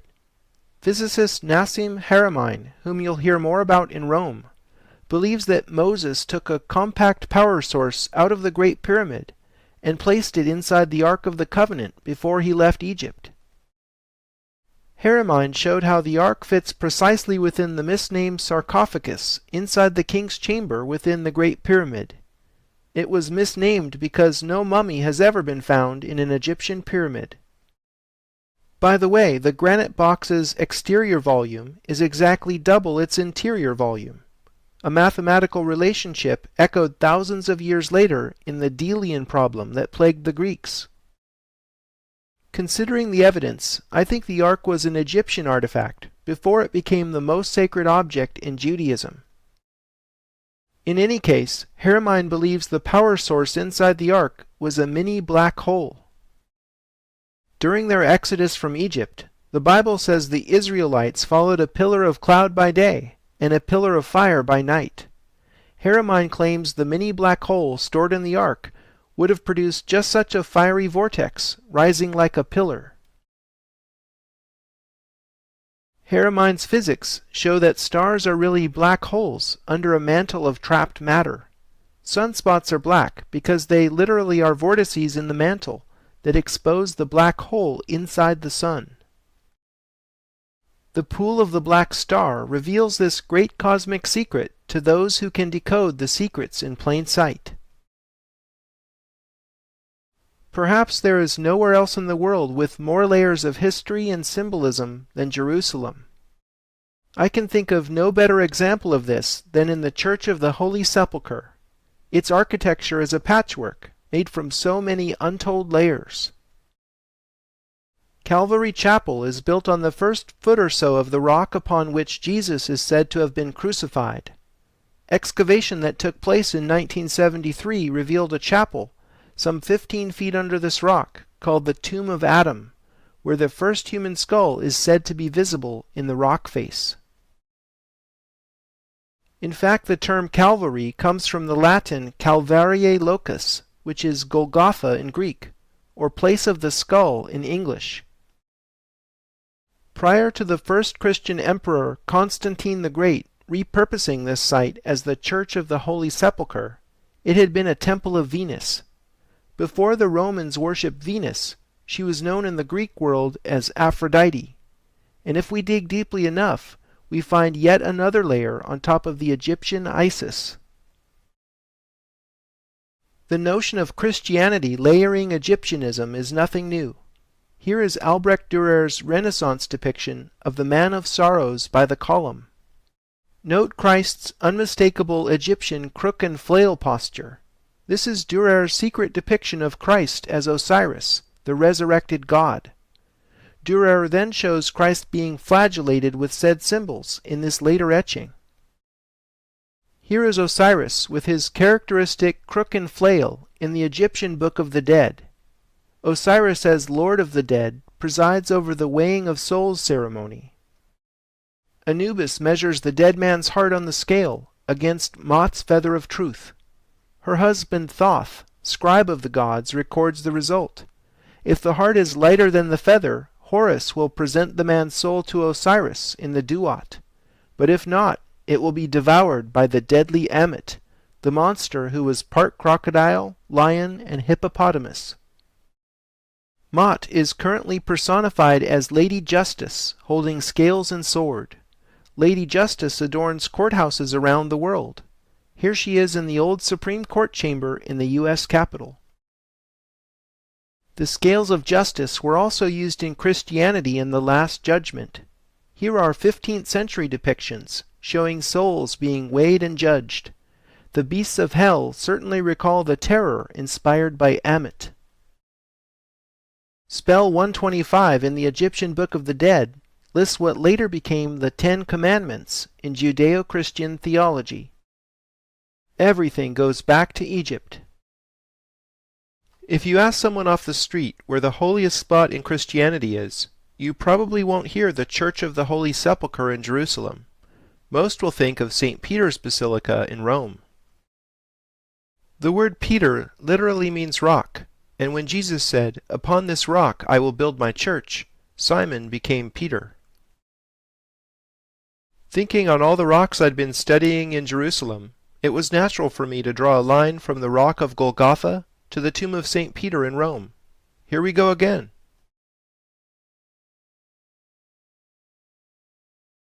The line connecting Golgotha with the tomb of St. Peter passes directly over the center of the Campidoglio, marked today by the equestrian statue of Marcus Aurelius.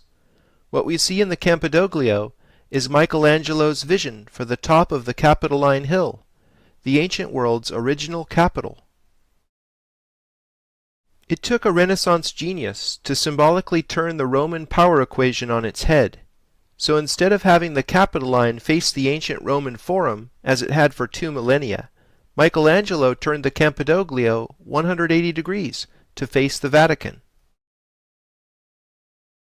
The Campidoglio's paving pattern depicts a 12-pointed elliptical star, symbolizing a zodiac, with the sun at the center. It is my contention that this long-distance alignment was originally drawn to connect the seat of power in Rome with the Temple of Venus in Jerusalem. In the Christian era, the tomb of St. Peter in the Vatican was strategically located to be a continuation in line with this ancient axis. It is no secret that Christian churches were often built atop places of ancient worship. In this way, pagan shrines were Christianized, and their power absorbed into the body of the church. See how the alignment goes directly over the arch of Septimus Severus? The line passes only a few feet away from the Umbilicus Urbis Romae, the navel stone from which all distances in the Roman Empire were measured. All roads that led to Rome symbolically arrived here. Following the alignment through the Forum, we see that it goes through the center of the Roman Colosseum, where among other pastimes, spectators enjoyed gladiatorial combat and watching Christians being fed to the lions. This shape in the center of the Colosseum bowl suggests the Vesica Piscis. Could this be a symbol of Venus? If so, what went on in the Colosseum somehow became the opposition of the love and beauty associated with Venus. The last stop on our alignment tour is the largest ancient Egyptian obelisk in the world, including all of those still standing in Egypt.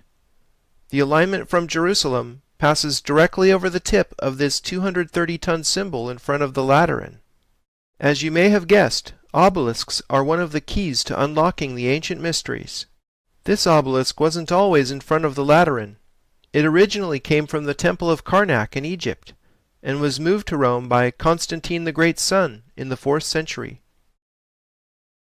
The last of the Renaissance popes, Sixtus V, moved the obelisk from where it had been in the Circus Maximus to the Lateran, displacing the equestrian statue of Marcus Aurelius, which, as you know, was moved to the Campidoglio. Now Sixtus V was a very singular pope. As is the custom when a pope dies, the new pope chooses a name for himself. I find it fascinating that Felice Peretti di Montalto chose a name referencing both 6 and 5 in Sixtus V. The fact is, Sixtus V redesigned much of Rome during his brief 5-year reign. He considered moving the Church of the Holy Sepulchre in Jerusalem to Rome, but the logistics proved to be too much. He did, however, succeed at moving 4 gigantic Egyptian obelisks within Rome, completing the Dome of St. Peter's, opening 6 streets, building 14 fountains, and much more. Roman emperors were the first to rate Egypt in antiquity for its obelisks. By repositioning these obelisks in Renaissance Rome, Sixtus V was motivated by something other than Catholicism. Researchers Jan Witcherink and Aaron Parlier reveal much of what Sixtus V was up to. The red line shows a pair of obelisks aligned to the summer solstice sunrise. The blue line shows another pair of obelisks aligned to the winter solstice sunrise.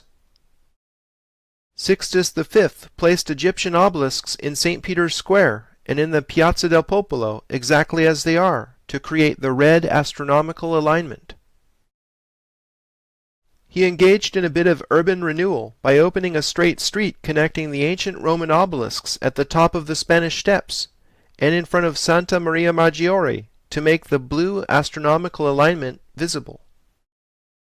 Balancing the masculine symbol of the obelisk, Sixtus V restored an ancient aqueduct and built fountains symbolizing the feminine to accompany most obelisks.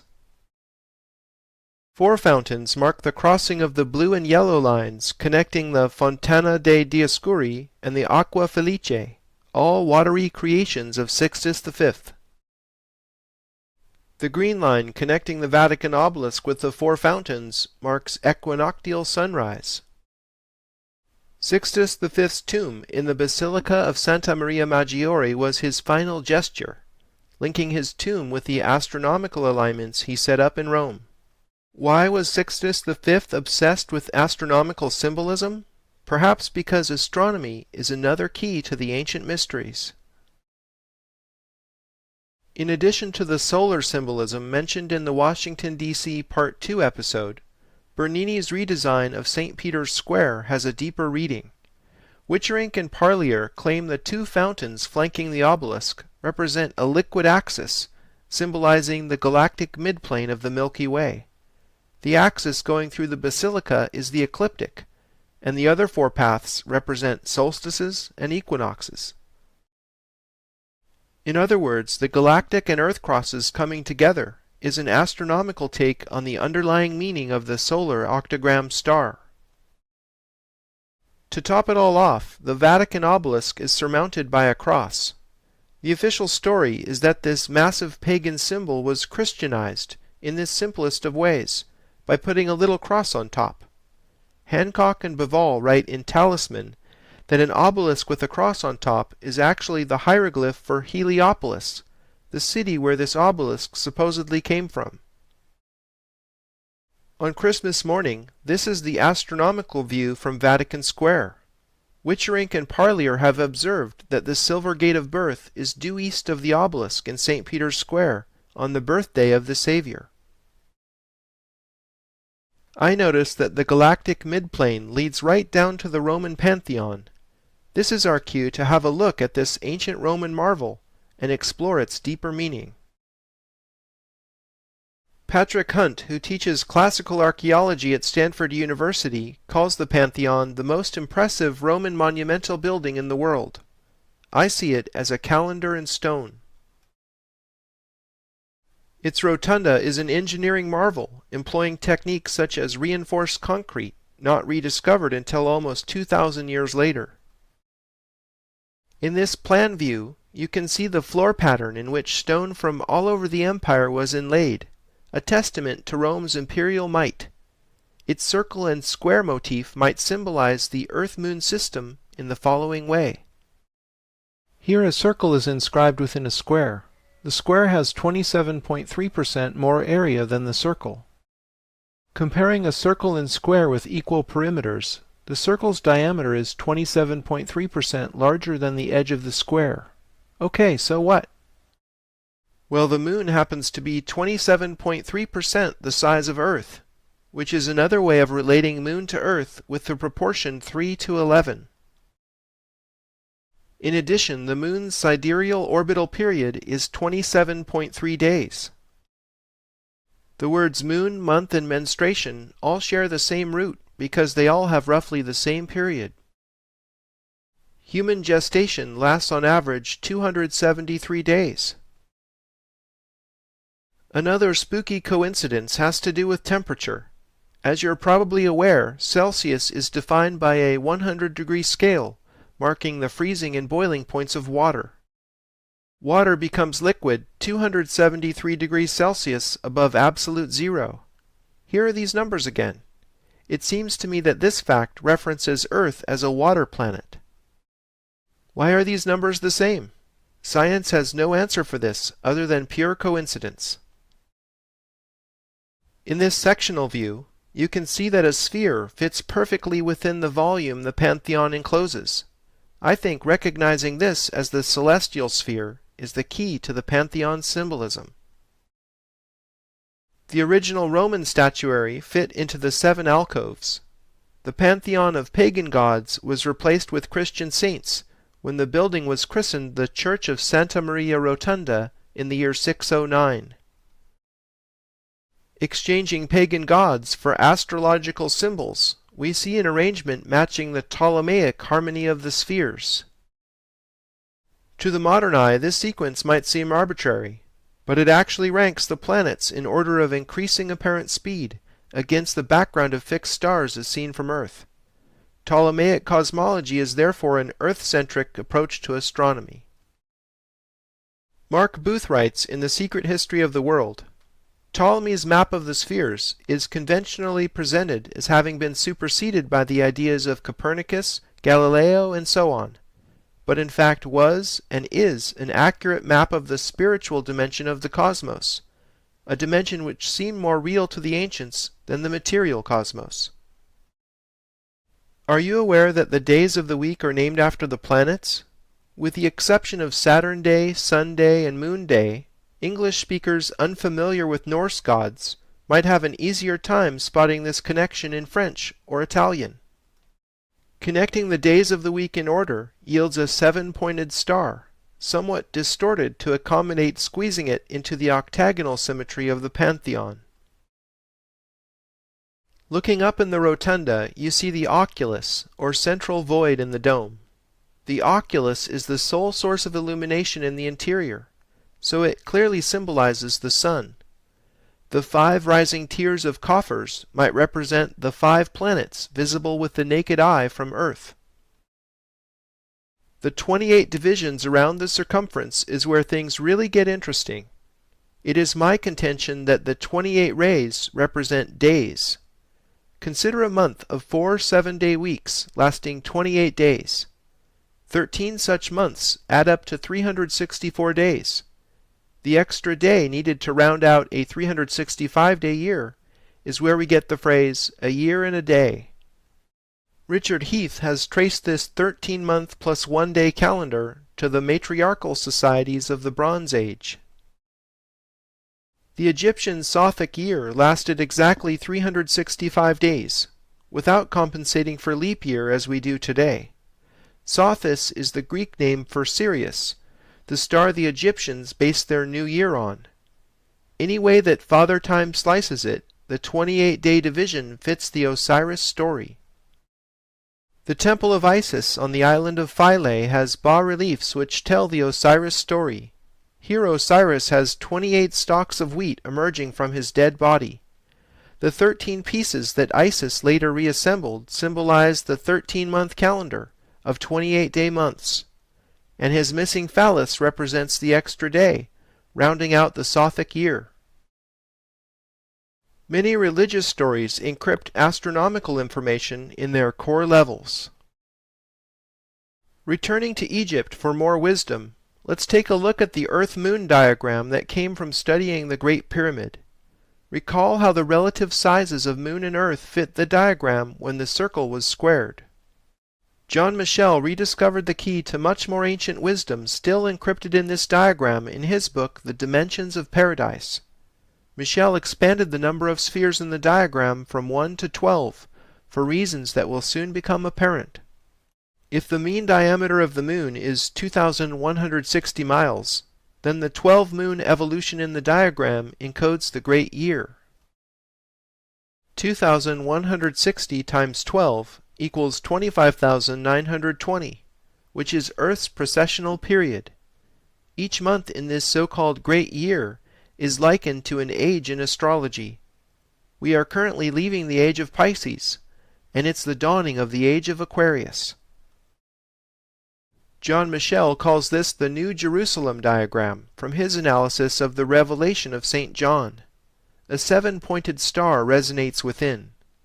Remember the seven-rayed diadem of Isis and the seven rays of the Statue of Liberty? I prefer to call this the Isis diagram, in reference to the older stream of knowledge coming out of Egypt. The Isis diagram encodes just intonation in music. On the most basic level, consider one octave of a piano keyboard.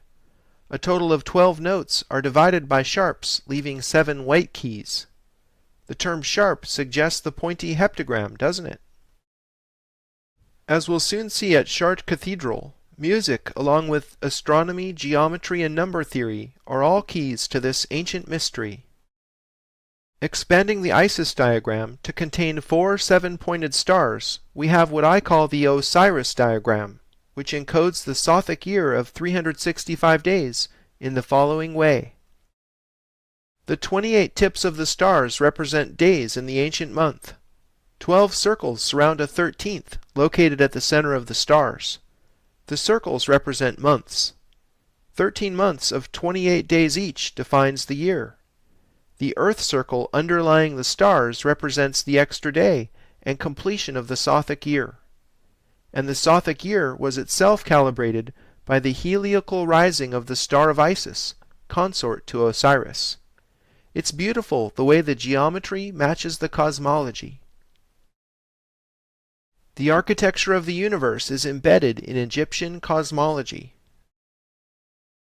To perceive the larger ramifications of the cosmology we are rediscovering, let's break away from 2D diagrams and explore where we live, the third dimension. It's a 3D reality that 12 spheres fit perfectly around a central 13th, with all of them tangent to each other, while the 13 fit perfectly within an overarching sphere. I think this 3D reality is the source of the obsession with the number 13 that we've seen symbolized in so many places. Recall all the lucky 13s on the Great Seal of the United States. Lucky 13 might be more precisely described as 12 surrounding 1. In the Last Supper, Da Vinci depicts Jesus in the center, surrounded by 12 apostles.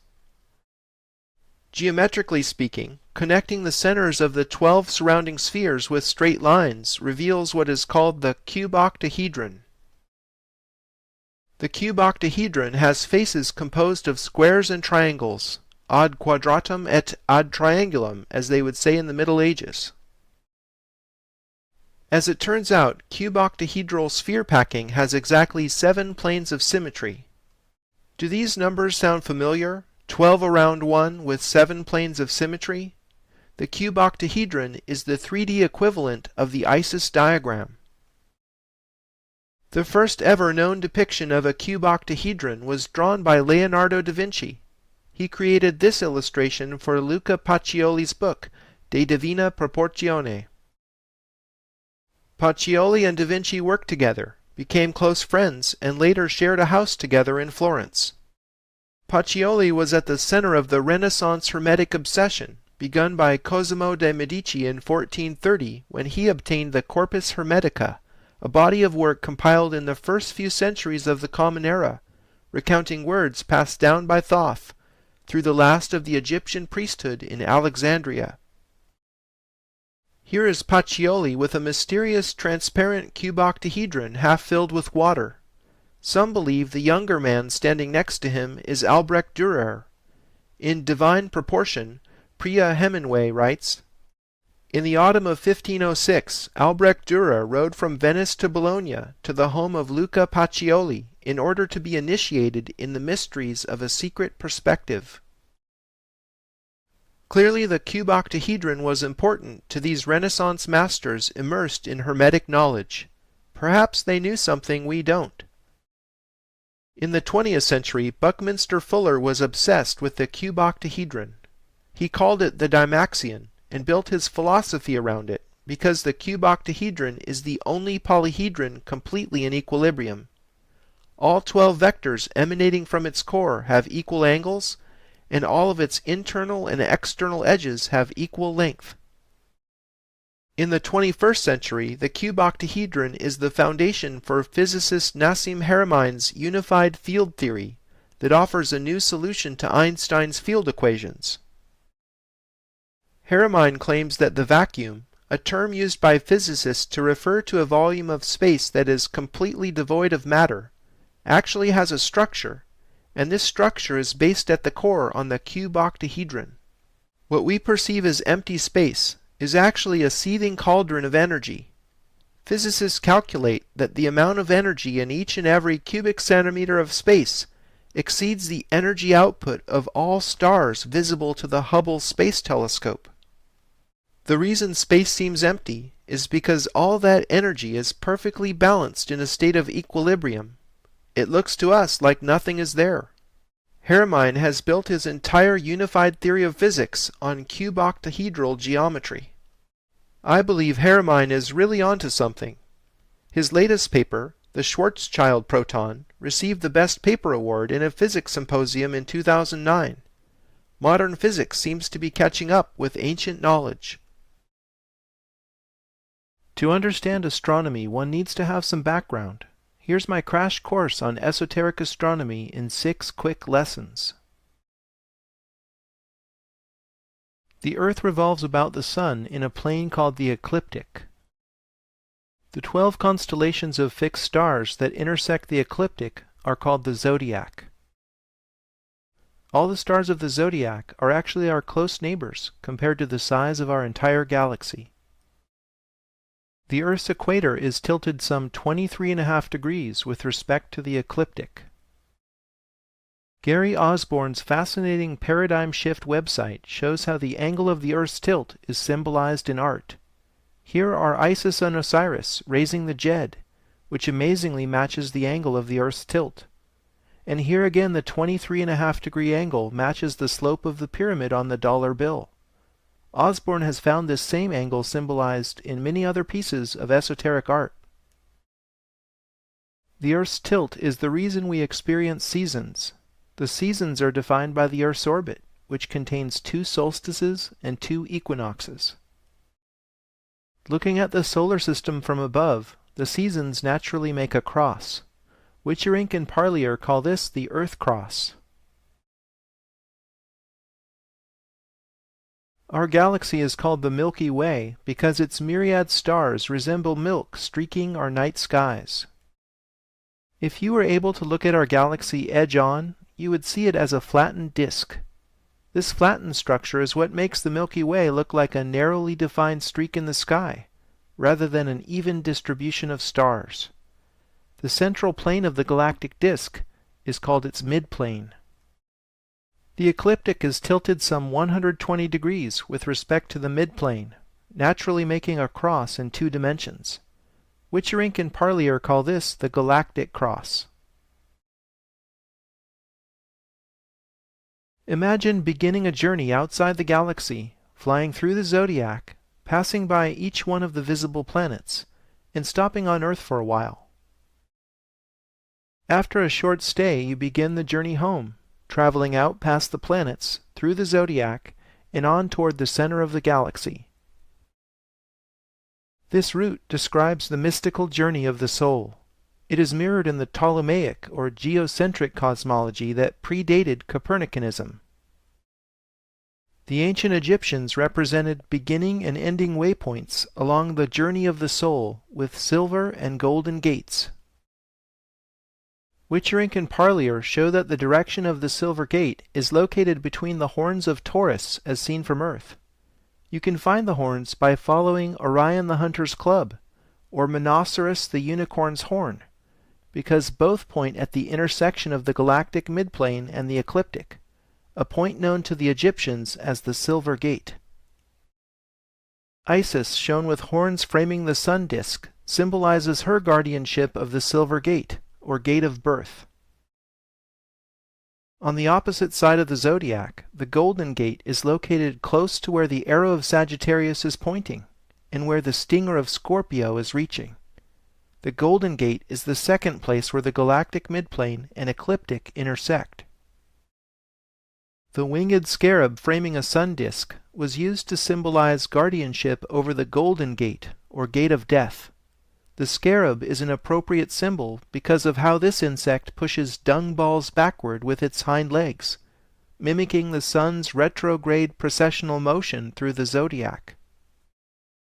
The coat of arms for the state of Vatican City features silver and gold keys, because these are the keys to the kingdom that Christ gave to Peter. Pietro Perugino's fresco in the Sistine Chapel shows Christ giving one silver and one gold key to Peter. I see the two Roman arches flanking the fresco as secretly depicting the Egyptian silver and golden gates. The octagonal domed building in the center clearly represents the sun, and the perspective grid must be the ecliptic. The people in the piazza are taking the journey of the soul. I was taught as a child to follow the outer edge of the Big Dipper to find the North Star Polaris. In the past, this rule of thumb didn't always work, because the celestial pole changes over time due to the Earth's precession. When the Great Pyramid was built, the star Thuban in the constellation Draco was the North Star. Remember, one of the pyramid shafts point at Thuban. The celestial pole actually traces out a circle in the heavens, representing the 25,920-year precessional cycle. This cycle is called the Great Year. In 3D, the Great Year is seen as a precessional cone swept out over time by the Earth's tilted axis. The Earth's precessional cone, the Sun, and the galactic midplane will precisely align on winter solstice 2012. Author John Major Jenkins calls this phenomenon galactic alignment. The Mayan long count calendar was designed to end on winter solstice, December 21, 2012. Acharya S. says in The Christ Conspiracy, many of the world's crucified godmen had their traditional birthdays on December 25th. This date is set because the ancients recognized that the sun makes an annual descent southward until after midnight of December 21st, the winter solstice, when it stops moving southerly for 3 days, and was born again after midnight of December 24th. Thus, these many different cultures celebrated with great joy the Son of God's birthday on December 25th. Christmas 2012 marks the beginning of a new great year. The Milky Way galaxy has a rotational period that I like to call the galactic year. It lasts approximately 224 million years. Our solar system is related to the larger cycle through number. There are 8,640 great years in the galactic year. It's amazing how the Earth's precessional cycle, the number of the sun, and the decad harmonize with the galactic year. Before the Italian Renaissance, there was an earlier flowering of ancient knowledge in medieval France. This was initiated when 9 self-described poor knights of Christ returned from a decade of excavation work undertaken in the Temple Mount of Jerusalem. The most famous preacher of the age, Saint Bernard de Clairvaux, argued persuasively on their behalf at the Council of Troyes in 1129. This resulted in the Templar order being officially chartered and endorsed by the Catholic Church. The poor Templars instantly became a favored charity, and it certainly didn't hurt when the Pope signed an order saying they didn't have to pay any taxes, could pass freely through international borders, and were exempt from all legal authority save for his own. This also tells you something about just how powerful the papacy was in those days. The Templars accepted large donations and monetary deposits, started issuing letters of credit, opened banks in several countries, and essentially became the first multinational corporation. Very quickly the Templars had an abundance of gold and military power. To me the question is, what did those 9 poor knights find in Jerusalem that led to their meteoric rise in power? Could they have found Enoch's cube buried in the Temple Mount from before the Great Flood? Whatever the case, I believe they unearthed knowledge rather than gold. And with knowledge comes power. Speaking of someone with sacred knowledge, Saint Bernard de Clairvaux is a fascinating figure. Norman Cantor had this to say about Bernard in his book The Civilization of the Middle Ages. Bernard played the leading role in the development of the Virgin cult, which is one of the most important manifestations of the popular piety of the 12th century. In early medieval thought, the Virgin Mary had played a minor role, and it was only with the rise of emotional Christianity in the 11th century that she became the prime intercessor for humanity with the deity. Bernard wrote, "No one can enter heaven unless by Mary, as though through a door." In this illumination, Bernard is shown receiving a stream of milk from the Virgin's breast. He wrote several works on the Queen of Heaven, which was also an epithet used in ancient Egypt for Isis. Essentially, Bernard reintroduced the cult of Isis to the West under the veil of Mary. As the primary architect of the Cistercian and Templar orders, Bernard's writings had a major impact on the Gothic building explosion that ensued all over Europe for the next 300 years. On building, Bernard wrote, "There must be no decoration, only proportion. As you've seen, proportion is what sacred geometry is all about." Although the current Cathedral of Our Lady of Chartres was begun a few decades after St. Bernard's death, Chartres had long before been a pilgrimage center dedicated to the Virgin. Since 876, the site housed the Sancta Camisa, a tunic said to have been worn by the Virgin Mary. When the old church at Chartres burned down, the relic was feared lost. When the Sancta Camisa was discovered unharmed in the ashes, it was deemed a miracle. The dramatic recovery of the relic catalyzed medieval Europe's interest in the building project, and Chartres ended up becoming the first cathedral dedicated to Notre Dame, and one of the finest examples of Gothic architecture in the world. More than a place of religious worship, Chartres was also a cathedral school in the medieval period. In this school, Platonic and Pythagorean thought passed through a Christian filter and resurfaced in the West after a 1,000-year hiatus. Chartres remembers Pythagoras in this sculpture in the right bay of the royal portal tympanum. The 7 liberal arts comprise the curriculum taught in the school of Chartres. The 7 arts were split into 2 groups, the trivium and quadrivium.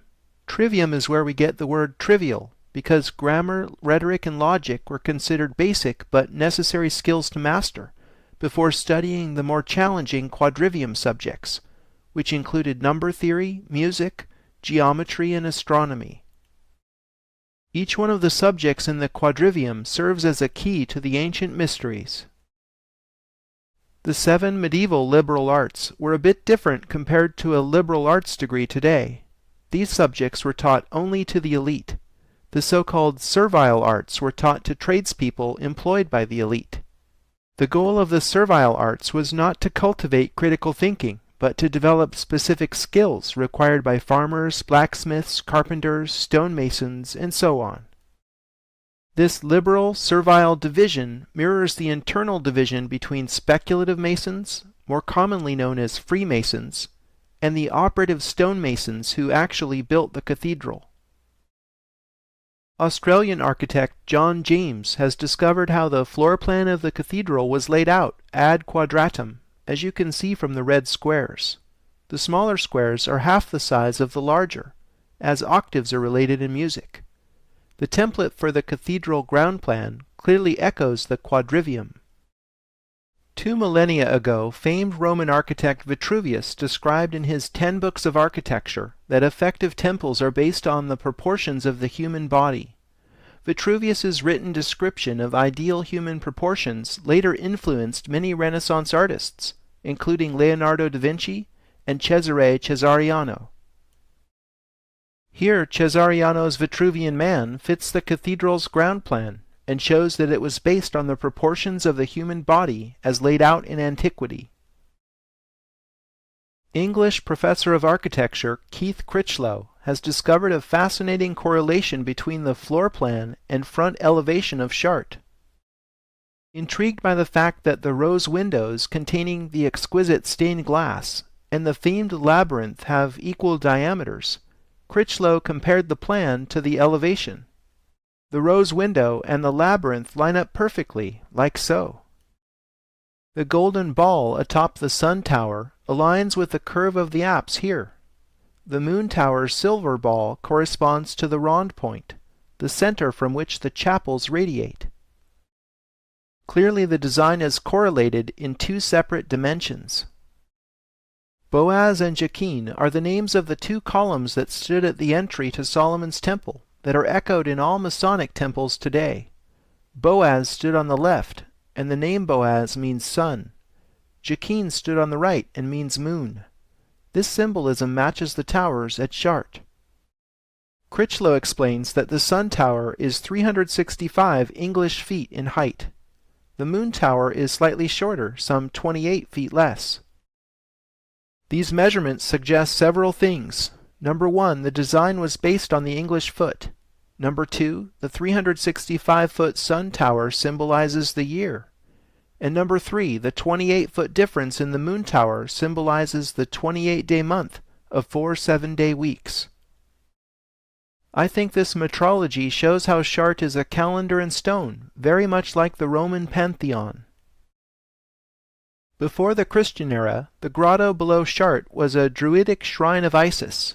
Above the crypt today there is a black Madonna and Child called Our Lady of the Pillar, that many suspect has a meaning older than Christianity. The Druid grotto housed a sacred dolmen that was identified with the womb of the earth. Think about it. Both Isis and Mary were called Queen of Heaven, identified as so-called virgins who had unusual conceptions, and later had sons who symbolized the sun, who also shared the same birthday. The story of Mary and Jesus is a recapitulation of the ancient Egyptian story of Isis and Horus. The Black Madonna hints at her African origins while retaining just enough plausible deniability to avert uncomfortable questions for the Church. Chartres Cathedral's axis is oriented to the summer solstice sunrise, just like the red alignment Sixtus V set up in Vatican Square. The labyrinth is not a maze, because there is only one path to follow, like the life we live from birth to death. The labyrinth's 11 concentric rings match the Ptolemaic cosmology, or spiritual dimension of the cosmos. Walking the labyrinth is therefore like taking the journey of the soul. There are 112 cogs on the outside of the labyrinth, a fact which has puzzled scholars. In them, John James has discovered an unexpected connection to the Arab world. John James writes, "The 8th century Arab Sufi alchemist Jabir ibn Hayyan divided the 4 elementary qualities of existence, earth, air, fire, and water, into 4 degrees with 7 subdivisions, giving a total of 112 classifications, which between them contained all the materials, liquids, and gases found in manifest creation. Known in the West as Geber, and considered to be the father of chemistry, he worked in the court of Caliph Harun al-Rashid, for whom he wrote the Book of Venus on the art of alchemy. His work paved the way for later Islamic and European alchemists in their search for the philosopher's stone." Among his long list of achievements, Geber pioneered techniques in glassmaking that were used in the stained glass directly above the labyrinth that bears his philosophical number symbolism. Modern chemists still don't understand what gives the Chartres glass such incredible vibrancy. Sir Lawrence Gardner says, in The Bloodline of the Holy Grail, "One of the greatest mysteries of Gothic architecture is the stained glass used in the cathedral windows. The first appeared in the early 12th century, but disappeared just as suddenly 100 years later. Nothing like it has been seen before, and nothing like it has been seen since. Not only is the luminosity of Gothic glass greater than any other, but its light enhancement qualities are far more effective. Unlike the stained glass of other architectural schools, its interior effect is the same, whether the light outside is bright or dim. Even in twilight, this glass retains brilliance way beyond that of any other." Critchlow says in the Chartres Cathedral A Sacred Geometry DVD that he was approached by a Hindu gentleman who explained the meaning of the number symbolism on the western facade. In Hinduism, chakras are traditionally symbolized by lotus flowers with specific numbers of petals. Amazingly, specific details on the facade match this symbolism. The facade is a reminder that the cathedral houses the body of the church, or more importantly perhaps, Chartres is saying the body is a temple. Chartres is a masterwork of hidden syncretism, melding belief systems that secretly transcend Christian dogma. The tympanum above the central front doors of the royal portal encodes an entire cosmology. The four figures surrounding Christ depict a man, eagle, lion, and bull. In Christianity, these are the four beasts of the Apocalypse as described in the mystical visions of Ezekiel and St. John of Patmos. On the literal level, it's Jesus with a halo waving at us from inside of Escapipes, surrounded by the four beasts of the Apocalypse. A strange collection of Christian imagery, perhaps, but not uncommon. In time, the four beasts became synonymous with the four evangelists, Matthew, Mark, Luke, and John. However, when you understand the symbolism, a reading of the encoded message becomes possible. As you learned in my crash course in esoteric astronomy, these beasts are the fixed astrological signs symbolizing the galactic cross. Jan Witcherink says Christ's halo represents the Earth Cross. I see the Sun God welcoming you through the galactic stargate at the moment of your apotheosis, a royal portal indeed. I have uncovered sacred design templates underlying the principal section drawing cut through Chartres Cathedral. Stephen Skinner identified circles guiding the central vault and flying buttress designs in his book Sacred Geometry. His observations allowed me to take the geometric analysis a few steps further. I see two sets of 3 stacked rhombi guiding the wall design, circles drawn from the tips of paired equilateral triangles define the centers of the buttresses intrados, or lower curves, and mark the spring line of the lower arch. This revolutionary design allowed the masonry to be lighter and the windows larger, admitting the flood of light characteristic of the Gothic style. Now you can appreciate how the walls at Chartres were designed ad triangulum. What is more, the diameter of these circles equals the size of the rose windows and the labyrinth. It's almost as if the designer never changed the distance set between his compasses when designing the entire structure. Critchlow points out that the names of the architects of Chartres were never recorded. They were known only as the masters of the compasses. In researching the House of the Temple in D.C., I came across a rare depiction of the Kabbalistic Tree of Life in Albert Pike's Morals and Dogma, shown here as a set of 3 stacked rhombi. This knowledge encoded at Chartres was preserved by Freemasons.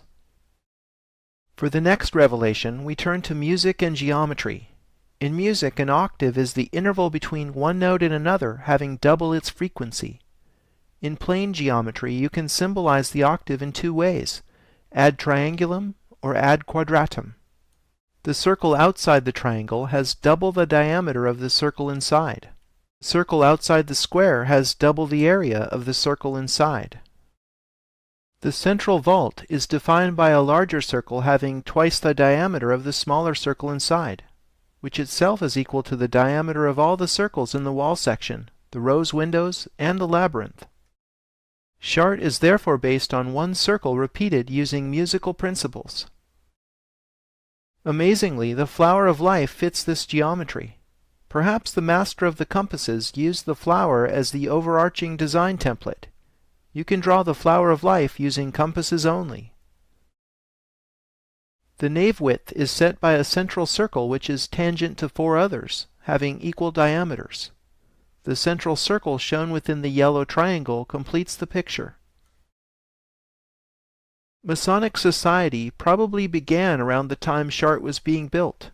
Recall how Saint Bernard de Clairvaux was instrumental in the formation of the Templars, and later, after the Templars were taken down, the knowledge they unearthed from Solomon's Temple went back underground to survive in Masonry, Rosicrucianism, and other secret societies. The Masonic square and compasses emblem often depicts these instruments surrounding the letter G, As with most symbols, the meaning of G depends upon your level of knowledge. I've seen it referred to at times as geometry, the generative principle, and most appropriately for what I'm investigating, the great architect of the universe. I discovered a long-distance alignment that leads from France to the United Kingdom. This one begins very close to Chartres, both in time and space. Chartres Cathedral was built at the same time as Bourges Cathedral, and is only 100 miles away. When I was studying Bourges Cathedral, I kept thinking about the connections between the founder of the Gothic style and the Templars. So I drew a line in Google Earth from the central entry of Bourges Cathedral to the entry of Rosslyn Chapel in Scotland.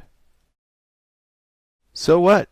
You can draw a line between any 2 points, but you won't believe what the line passes directly over in London, the headquarters of the United Grand Freemasonic Lodge of England.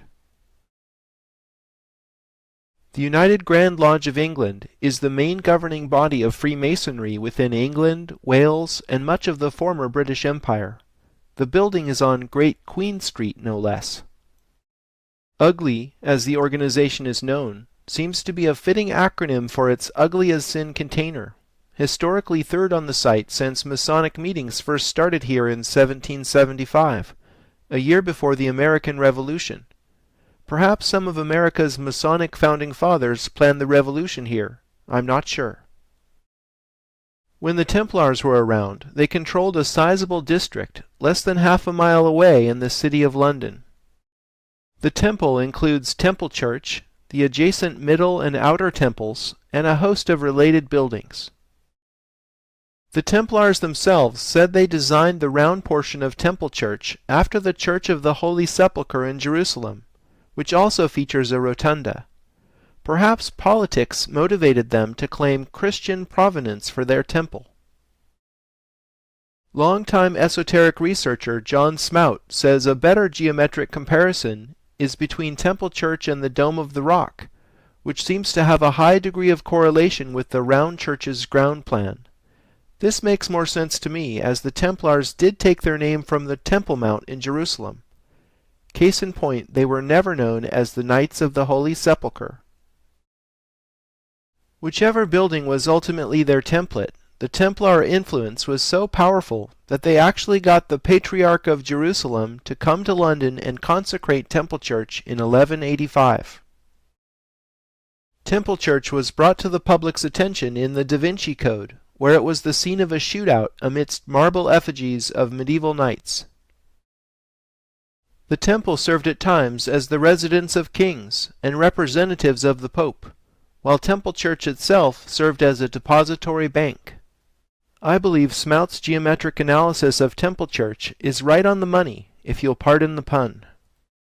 The temple plan is laid out with triangles and squares, which we know from studying Chartres Cathedral have hidden significance. Triangles and squares are arranged in such a way as to depict 3 cubes.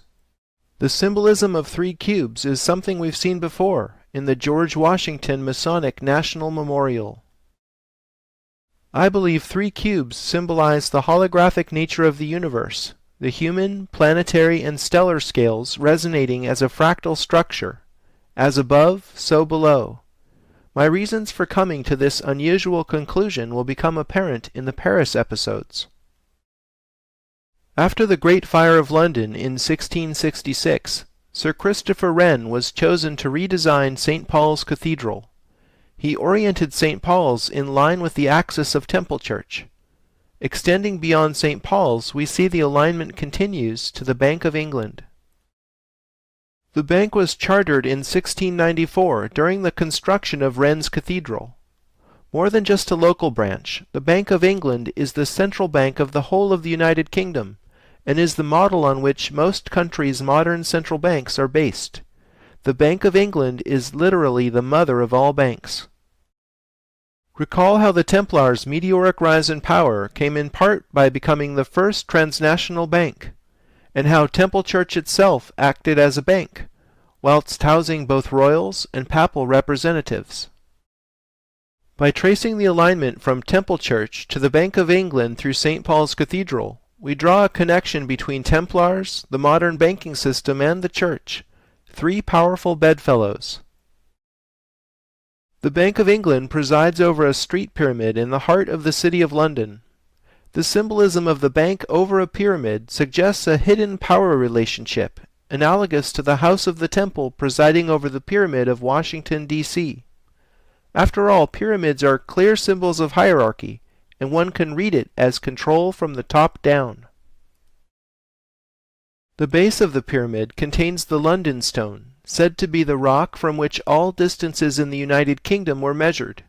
The Romans laid this foundation stone in London, just as they had done earlier with the Umbilicus Urbis Romae. You could say this pyramid was built on a rock-solid Roman foundation. Some of the greatest secrets are hidden in plain sight. Isn't that strange? I mean, if you ran a secret society, why painstakingly encrypt your greatest truths in alignments, city plans, and in architecture? I would have thought there were better ways of keeping secrets. There must be some kind of power gained or maintained by hiding these truths out in the open where many can see, but few understand. Sir Christopher Wren was a brilliant mathematician, astronomer, geometer, and architect. He was an enlightened man who clearly excelled in the 7 liberal arts.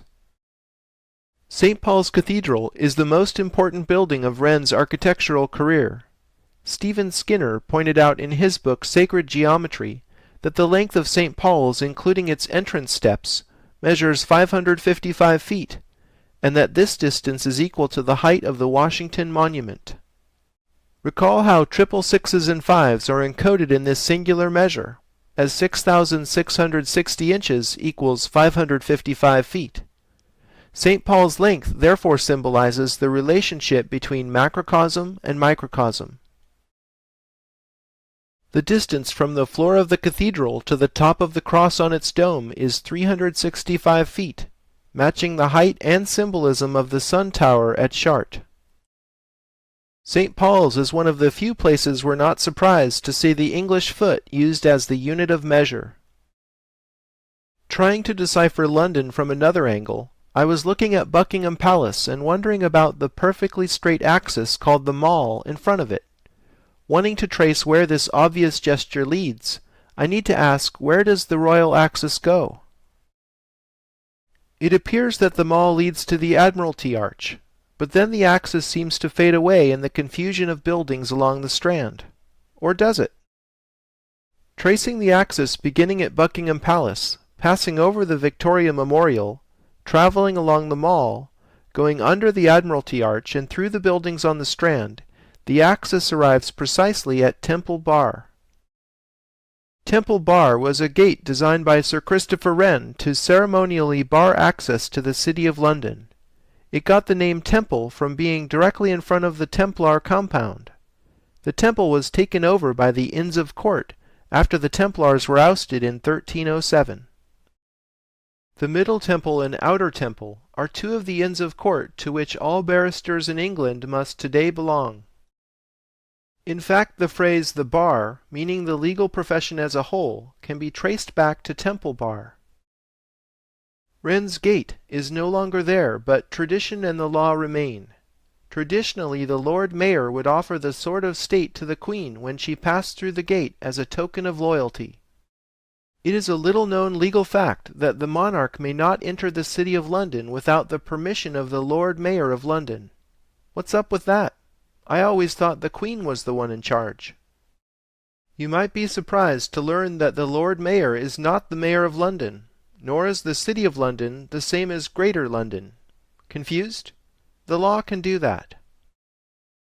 The person the Queen bows to is the Lord Mayor of London. He's the guy who runs the City of London Corporation, a tiny private jurisdiction that covers only about 1 square mile. The wealthiest square mile on earth, as it's often referred to, is the sovereign state within Greater London, whose boundary closely follows the ancient Roman walls of Londinium. In Isaac Newton's day, there were more than 200,000 souls living within the square mile, but now that figure is down to less than 10,000.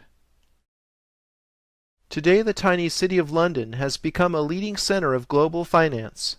Other powerful sovereign cities within cities that come to mind are of course the United Nations headquarters and Vatican City. Let's see if you can guess the final city in my world tour. Here we are over a semi-public urban park. I was drawn to this place when I read it had a small Egyptian pyramid folly, 9 gates, and a 5th-generation watchman who lives in the diminutive Rotunda building right here. 5 generations of watchmen living in a tiny pavilion must be motivated to guard something pretty interesting. The informal layout and curving walkways say English Garden, but having been immersed in London, something bigger popped out at me: the shape of the park. It closely matches the ancient walls of the City of London. This park was built by the richest man in the country, who was also a king's cousin. He was a lover of all things English, an enemy of all things royalist. He ended up being beheaded like so many others of his time. Where are we? If you guessed Paris, you're correct. We entered the City of Light through the portal of Parc Monceau, established by Louis-Philippe II, Duc d'Orléans. As you may have guessed, the Duke of Orleans was a Freemason. He actually served as Grand Master of the governing body of French Freemasonry, the Grand Orient of France. The pyramid in Parc Monceau is trivial, however, compared to what the Louvre pyramid encodes. President François Mitterrand commissioned the Louvre pyramid and the adjacent pyramid in Versailles to be completed by 1989 for the celebration of the bicentennial of the French Revolution. Mitterrand personally selected architect I.M. Pei without hosting a design competition, as would be expected for such an important commission. The modern pyramid's metal armature was designed to support a lot of glass. Wikipedia states that the official brochure published during construction cited 666 as its number of panes, but then writes it off as an urban legend because in actual fact the pyramid contains a different number of panes. That didn't stop various journalists at the time from drumming up quite a controversy about the number of the beast, and Mitterrand was jokingly referred to as the Sun King for a while. However, I have indeed found 666 rhombi symbolized in the pyramid. Why rhombi, you ask? A rhombus can be made from 2 conjoined equilateral triangles. The rhombus is the masculine or linear element inside the feminine curves of the Vesica Piscis, whose name means vessel of the fish, because the Christian fish symbol emerges from it. The rhombus is therefore a sacred symbol. Notice how each of the larger rhombic frames contains 36 rhombic panes of glass. As you can see, the number of rhombic panes on a typical face adds up to 153. This is a very interesting number that has mystical Christian significance. Do you remember the square root of 153 being equal to the number of moons in a year? We learned that fact by studying Stonehenge. Here's a quote from the New Testament that entangles fish and 153 in a Christian net. Simon Peter went up, and drew the net to land full of great fishes, 153, and for all there were so many, yet was not the net broken. This number of fish, why bother enumerating them, has puzzled scholars for centuries, and is an example of how parables in the Bible encrypt important information in plain text. Here's Jesus describing his practice of hiding information in symbols. He answered and said unto them, Because it is given unto you to know the mysteries of the kingdom of heaven, but to them it is not given. Therefore I speak to them in parables, because they seeing see not, and hearing they hear not, neither do they understand. Tabulating the additional triangles and converting them to rhombi, and then adding the number of rhombic frames, we get 166.5 symbolic rhombi in a typical face, and 4 such faces equals 666. Let's look at the actual Bible quote and see what it tells us in regard to the infamous number of the beast. Here is wisdom. Let him that hath understanding count the number of the beast, for it is the number of a man, and his number is 666. Why man is called a beast should be obvious by what humans are doing to this planet's natural environment. We may be bestial in our unenlightened state, but this is beside the point I'm making. The beast here is not Satan, but man. In particular, the Louvre Pyramid is about a man. Robert Bauval had a stunning realization described in the book Talisman. He realized the historic core of Paris is correlated with the temples of Luxor and Karnak in Egypt. Luxor and Karnak are adjacent ancient temples.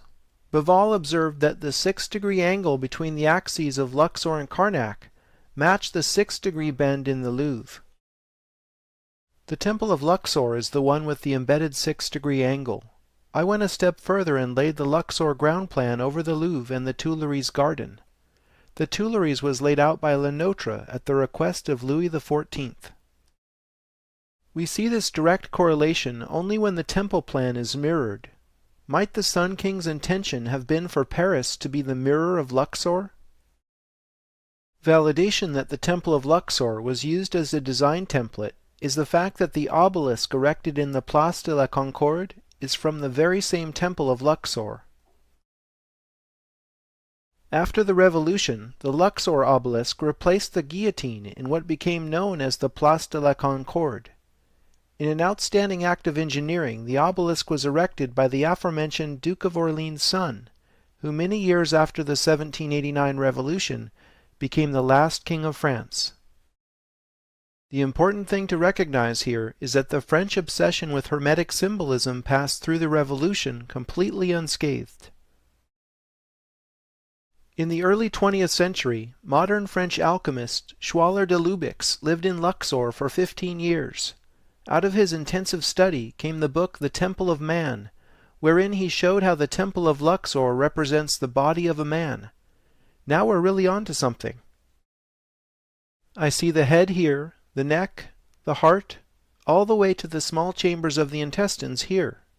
The obelisk is, of course, his erect phallus. The ancient Egyptians related the cult of the phallus with the dismemberment of Osiris. Next, I overlaid the most famous depiction of the human body ever made, Leonardo da Vinci's Vitruvian Man. See how his leg follows the bend in the Seine? These roads follow the angle of his other leg, and the Luxembourg Gardens seem to parallel his arm. Could the Vitruvian Man be another hidden template in the design of Paris? If so, I suspect the man of Paris is Osiris. Thinking on this, I started to see energy centers in the parterres of the Tuileries. At first I thought they were chakras, but their locations tell a slightly different story. In a normal state of consciousness, people don't see chakras. However, as we learned at Chartres, chakras are part of the architecture of the universe we've been investigating. If chakras exist on another level of reality, call it the etheric body or aura if you will, then their interface in our everyday reality is controlled by the endocrine system in the physical body. Why do we care? Because stimulating and balancing the endocrine system can lead to states of ecstasy, using more of the brain, slowing the aging process, attaining enlightenment, and even experiencing everlasting life, as some believe. I was able to pinpoint gland locations in Paris because of another observation. Many famous public spaces have axial streets pointing directly to where the ductless glands would be in the body of a man. The Church of the Madeleine and Palais Bourbon form a cross-axis directly in line with the obelisk in La Place de la Concorde. On one side we have Napoleon's church venerating Mary Magdalene, who is said to have started the royal bloodline of the Son of God. On the other side is the Palais Bourbon, containing the lower house of the Parliament of France, known as the National Assembly. These two Roman-styled temples energize the gonads in the body of Paris, on either side of his phallus centered on the axe historique. The gland most associated with enlightened states is of course the pineal, which actually looks like a tiny pine cone in the center of the human brain. This colossal pine cone is in the courtyard of the Belvedere in the Vatican, a name which recalls the affluent town of the same name overlooking San Francisco. The pine cone is flanked by two peacocks, which are ancient symbols of resurrection that predate Christianity. Believe it or not, there is an empty black coffin I couldn't get a picture of behind the colossal pine cone that symbolizes the death and rebirth of Osiris. The pine cone in the private courtyard is actually a 1st century bronze that used to act as a fountain in front of the Temple of Isis in ancient Rome. In the Renaissance, Sixtus V built the library wing that closed off the courtyard, perhaps in order to hide pagan symbols not easily explained by the Catholic Church. The pineal gland of Paris marks one endpoint of a line starting at the Paris Observatory, whose construction was incidentally authorized by Louis XIV. This axis passes directly through the French Senate and the Luxembourg Gardens. This cosmic connection to enlightenment is not lost on me. Also notable is the fact that nothing aligns with the thymus or throat chakra. As the throat is associated with speaking and communication, it seems appropriate nothing should energize this center if secrecy is to be maintained. Each of the other alignments is an interesting case study for further analysis. Parc Monceau is right under the Vitruvian man's foot. His outstretched leg seems to point directly at the rotunda building where the gatekeeper lives. The tiny rotunda was designed by architect Claude Nicolas Ledoux, an interesting figure to be sure. Ledoux built 63 toll barrier buildings in the city wall built around Paris in the Ancien Regime to collect taxes. This tax wall was universally hated and was torn down during the Revolution. When the Paris Metro was built, it made sense to dig up the city where the extra space for the wall had been, so Metro Lines 2 and 6 follow the tax wall boundary. Only 3 of Ledoux's tax structures remain today, and the rotunda in Parc Monceau is one of them. I submit that it's no accident that precisely these Ledoux buildings were left intact. We already know about the rotunda, but what is the significance of these other 2 Ledoux buildings? They're all about solar alignment. The red line pointing to the Rotunda de la Villette in Place Stalingrad precisely marks the azimuth of summer solstice sunrise. Look at how this water channel continues the alignment. Some other examples of this alignment we've seen before are the line connecting the Vatican obelisk with the obelisk in Piazza del Popolo, and in the orientation of Chartres Cathedral. The green line pointing to the Barrière d'Enfer, or Gate of Hell, is oriented appropriately due south. It's called the Gate of Hell because Ledoux's pair of tax collection buildings are immediately adjacent to the entrance of the Paris catacombs. This reminds me of the phrase, "Nothing is as sure as death and taxes."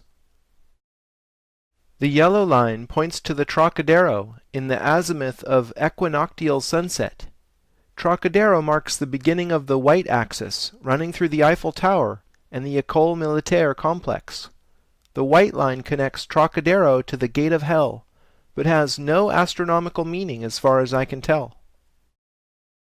The blue line starts at the obelisk at Place Fontenoy, which is right on the white axis in front of UNESCO. This non-Egyptian obelisk commemorates a battle that took place in the year 841, but the obelisk was erected here in 1860. The blue line is precisely the azimuth of winter solstice sunset. Maybe you're wondering where all the colored lines converge. Their common center is precisely at the entrance to the Tuileries garden. But why is it there? Before the Revolution, the Tuileries was a royal palace that closed off the Louvre courtyard. The center point of the solar alignments lies directly in front of the entrance to the royal palace. The palace was destroyed in the chaos of the Revolution, but the alignments remain. Just like the Great Pyramid of Giza, the Louvre Pyramid will yield more secrets upon further analysis. The plan of the Louvre Pyramid and the fountains surrounding it is itself a sacred diagram. Referred to as the sacred cut of Ad Quadratum, the diagram was traditionally used as an astrological house chart in centuries past. Overlaid is the house chart Johannes Kepler made for General Wallenstein in 1608. Yes, that's the same Kepler who discovered the 3 laws of planetary motion that keep telecommunication satellites in orbit today. Astrology is actually very serious business. The Louvre Pyramid acts as entrance to the world's most visited museum. Recall how I overlaid the Vitruvian Man only after analyzing the pyramid itself and finding the mark of the beast encoded within. The Vitruvian Man's mouth corresponds appropriately with this entrance, so the next time you enter the Louvre, ponder its symbolism. You are entering the mouth of the beast. Look at what is aligned with this so-called mouth, the Palais Royal.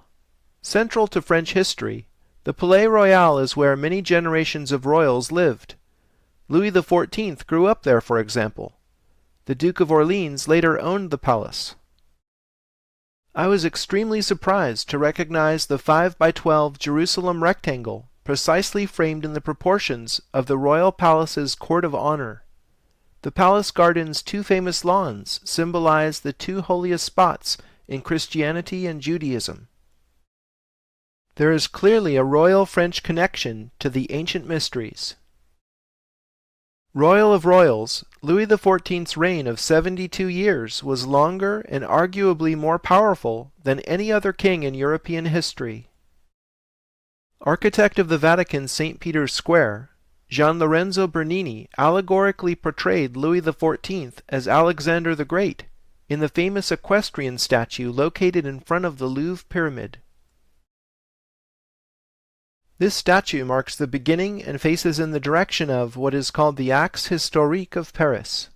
The historical axis runs from the equestrian statue of Louis XIV, under Napoleon's Arc de Triomphe du Carrousel, through the Tuileries, over the Luxor obelisk, under the Arc de Triomphe, all the way along the Champs-Élysées to its endpoint within the Grand Arch in La Défense. French Egyptologist Jean-Marcel Humbert had this to say about the Axe Historique. I have not verified this, but it is said that the Great Axis is a Masonic alignment, and that this is not the result of chance. It is known that the Freemasons find their origins in ancient Egypt. I have verified that the Axe Historique is indeed aligned to the heliacal rising of Sirius, just as is the older Notre Dame on the Ile de la Cité, whose axis parallels the Champs-Élysées. Hancock and Bevall trace the origins of this alignment to the fact that Notre Dame was likely built over an ancient Roman temple of Isis. Notre Dame, or Our Lady, is therefore Mary veiling Isis. Perhaps even more amazing, Hancock and Bevall show the word Paris comes from the melding together of the words Pharia Isis. Pharia, or Pharos in Greek, is the island where the wondrous lighthouse of Alexandria was, and the center of Isis worship in antiquity. Now let's imagine taking an enlightening ride with the Sun King along the axis he laid out, which was greatly embellished with hidden symbolism by Napoleon, Mitterrand, and many others on up to the present day. For the first destination, we must travel underground, both under the Earth's surface and below public consciousness. La Pyramide Inversée is an underground atrium space surrounded by fashionable boutiques. The downward-facing pyramid is the symbolic opposite to the famous museum entrance. As the upward-pointing pyramid symbolizes a man, the inverted pyramid must therefore represent a woman. In alchemy, the symbols for fire and water are upward and downward-facing triangles. This polarity is also represented in Western mysticism as sword and chalice. The chalice in question is, of course, the Holy Grail. Going with the Holy Blood, Holy Grail thesis, it's fitting that Dan Brown chose to portray the location of the tomb of Mary Magdalene right here, under the Pyramide Inversée, at the end of the Da Vinci Code. If the Star of David is the symbol of the union of male and female, then the star tetrahedron is its 3D equivalent. Drunvalo Melchizedek's volumes on the ancient secret of the flower of life show the human energy field, or Merkaba as it's known, takes the form of a star tetrahedron, male and female being inversions of each other. On a higher level, Richard Hoagland has shown how star tetrahedron geometry is implicated in hyperdimensional energy outflows coming from planetary cores in our solar system. When a star tetrahedron is inscribed within a sphere, Its points touch the sphere's surface at 19.5 degrees north and south latitude. On Earth, one of the tetrahedral points is on the Mauna Loa volcano in Hawaii, which is actually the largest mountain on Earth if measured from the seafloor. Similar energy outflows occur at 19.5 degrees north or south on Mars' Olympus Mons, which is the largest mountain in the solar system, in Jupiter's Great Red Spot, and Neptune's Great Dark Spot. Explaining these outflows requires a four-dimensional model of physics, where energy is gated from the Sun to the planetary cores through hyperspace. Energy transduced by each planetary body appears to us as heat in 3D, emerging from the most stable of all three-dimensional forms, the star tetrahedron. The simplest way of describing a physics that's based on the same geometry for both planetary and human energy fields would be, as above, so below, the Hermetic motto. Next on our tour is the Arc de Triomphe du Carrousel built by Napoleon. When you stand directly under the central arch, your body symbolically resonates with the sun. The name carousel suggests planets revolving about you. The 12 hedges representing constellations of the zodiac radiate like rays of the sun from exactly where you are standing. In addition to the official allegory of peace being guided by Napoleon's victories, the chariot drawn by 4 horses on top of the arch could just as well be read as the ancient depiction of Helios drawn by 4 horses.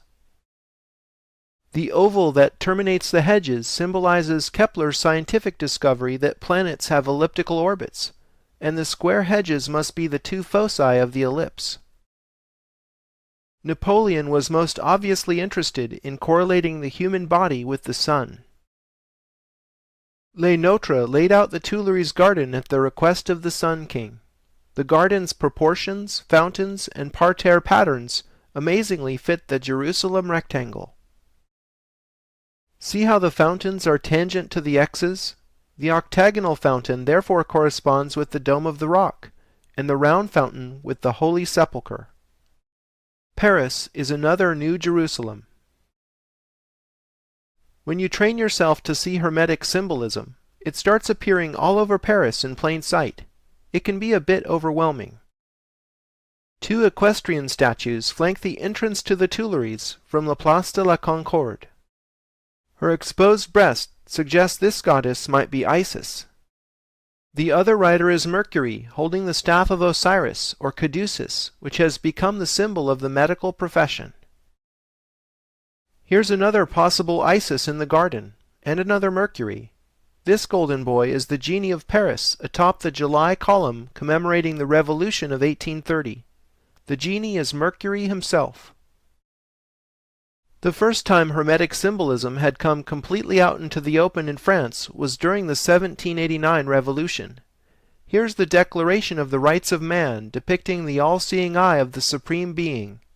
Incidentally, this design was influenced by Benjamin Franklin, who is something of a Freemasonic celebrity in Paris at the time. Franklin helped design the Great Seal of the United States, which bears the same all-seeing eye. In time for the celebration of the heliacal rising of Sirius in 1793, this fountain was erected in La Place de la Bastille.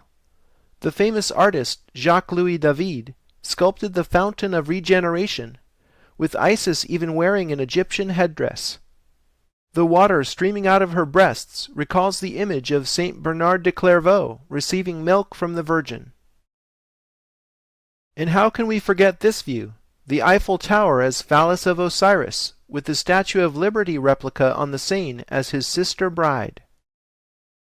The largest square in Paris is up next on the Isis axis. Believe it or not, La Place de la Concorde has an area of precisely 86,400 square meters.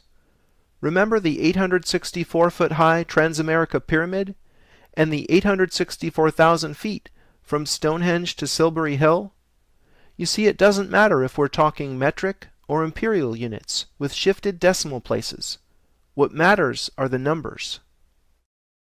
The fact is, the Sun's diameter is 864,000 miles, and there are 86,400 seconds in a mean solar day. The area of the Place thus confirms it as a solar symbol. The cars are likened to planets wandering around the elliptical traffic circle. The twin fountains symbolize the watery galactic midplane of the Milky Way, just as they do in front of the Vatican. That makes the Champs-Élysées the ecliptic. Les Nôtres designed La Place des Étoiles, where the Arc de Triomphe stands today.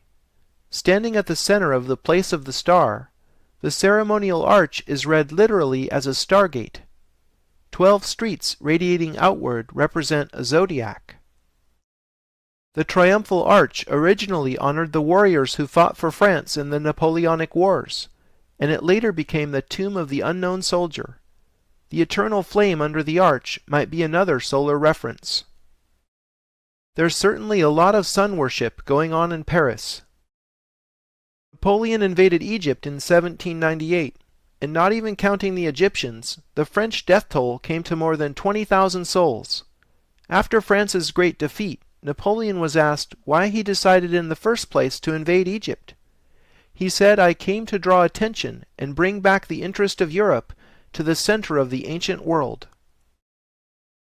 While the campaign was raging, Napoleon spent a night alone in the Great Pyramid, and when asked about his experience, he supposedly said, "You wouldn't believe me if I told you."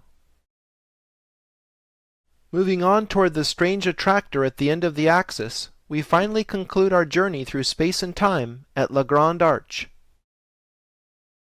Contemporaneous with the Louvre Pyramid, the Grand Arch was also built at the request of President Mitterrand. This time Mitterrand held a national design competition, but personally selected architect Johann Otto von Spreckelsen in the end anyway.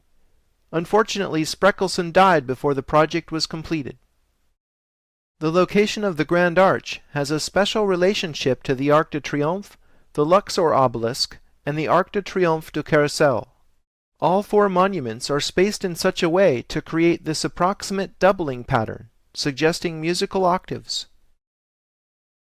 In addition, the Arc de Triomphe is roughly double the size of the Arc de Triomphe du Carrousel, and the Grand Arch is about double the size of the Arc de Triomphe.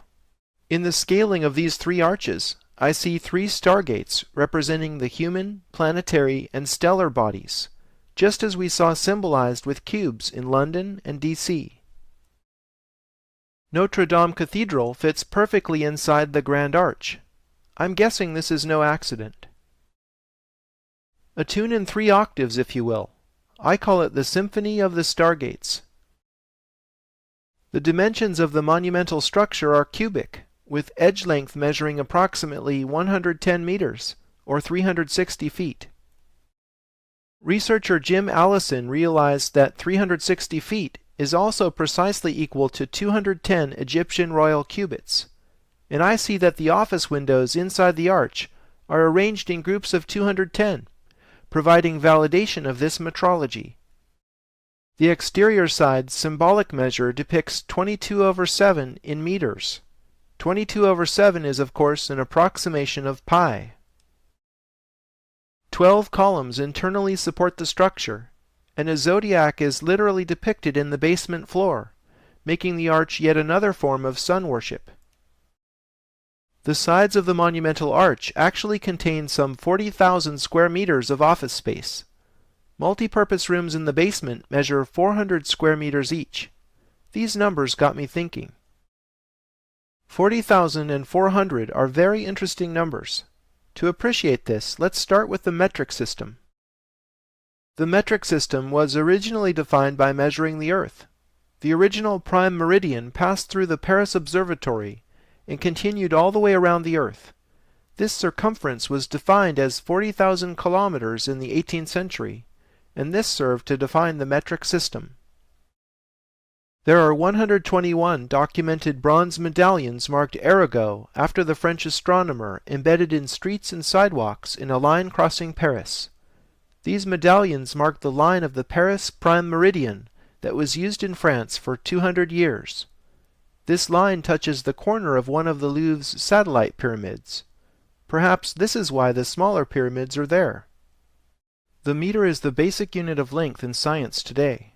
the meter's definition moved from being based in Earth measure to a prototype bar to being circularly defined in terms of the speed of light, which is itself measured in meters per second. Christopher Knight and Alan Butler's book, Who Built the Moon, is really an eye-opener. Although I don't agree with their thesis that the moon is an artificial satellite, they have discovered numbers relating Sun, Moon, and Earth that are too perfect to be the product of random chance. For example, consider a solar eclipse. When one happens, the moon completely covers the sun disk. The only reason this can occur so precisely is because the moon is exactly 400 times smaller than the sun, and happens to be 400 times closer than the sun during the eclipse. The Earth also turns 400 times faster than the moon. The odds of these three seemingly unrelated characteristics would all converge on the number 400 is literally astronomical. As I already mentioned, the axe historique is aligned with the heliacal rising of Sirius, known as the Star of Isis, but the Grand Arch is turned approximately 6 degrees with respect to this axis. This is of course no accident. Everything has a purpose. Can you imagine the mind-boggling planning that went into the Grand Arch alone? Groundbreaking architectural design that ties together layer upon layer of hidden symbolism, completing the hermetic masterpiece that is Paris. Jim Allison has found what the Grand Arch is pointing to. Are you ready for this?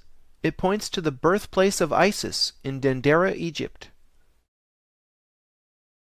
This tiny, unassuming temple out and back of the larger Hathor temple is known as the traditional birthplace of Isis. The location of the small cube within the larger enclosure matches the azimuth where the Grand Arch is facing. Remember that the heliacal rising of Sirius was the basis of the ancient Egyptian calendar. Well, here is where all of that started. This is where ancient Egyptian priests saw her bright star rising just before the dawn, signaling the beginning of a new year.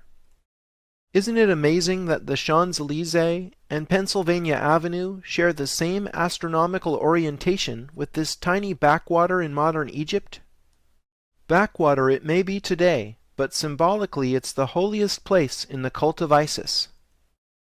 Napoleon came here and had a master mason cut out this massive ceiling from the adjacent temple and ship it back to Paris. It's called the Dendera Zodiac and is now suspended in the Louvre. As you can see, the Dendera Zodiac has octagram star symmetry. More than a zodiac, it is a planisphere showing the whole cosmology as seen through Egyptian eyes. Another Louvre ceiling that gets to the essence of things is François-Edouard Picot's Study and Genius reveal ancient Egypt and Greece. Hancock and Bivol recognized the importance of this hermetic work in their book Talisman. The painting allows the viewer to see Isis unveiled for Athena.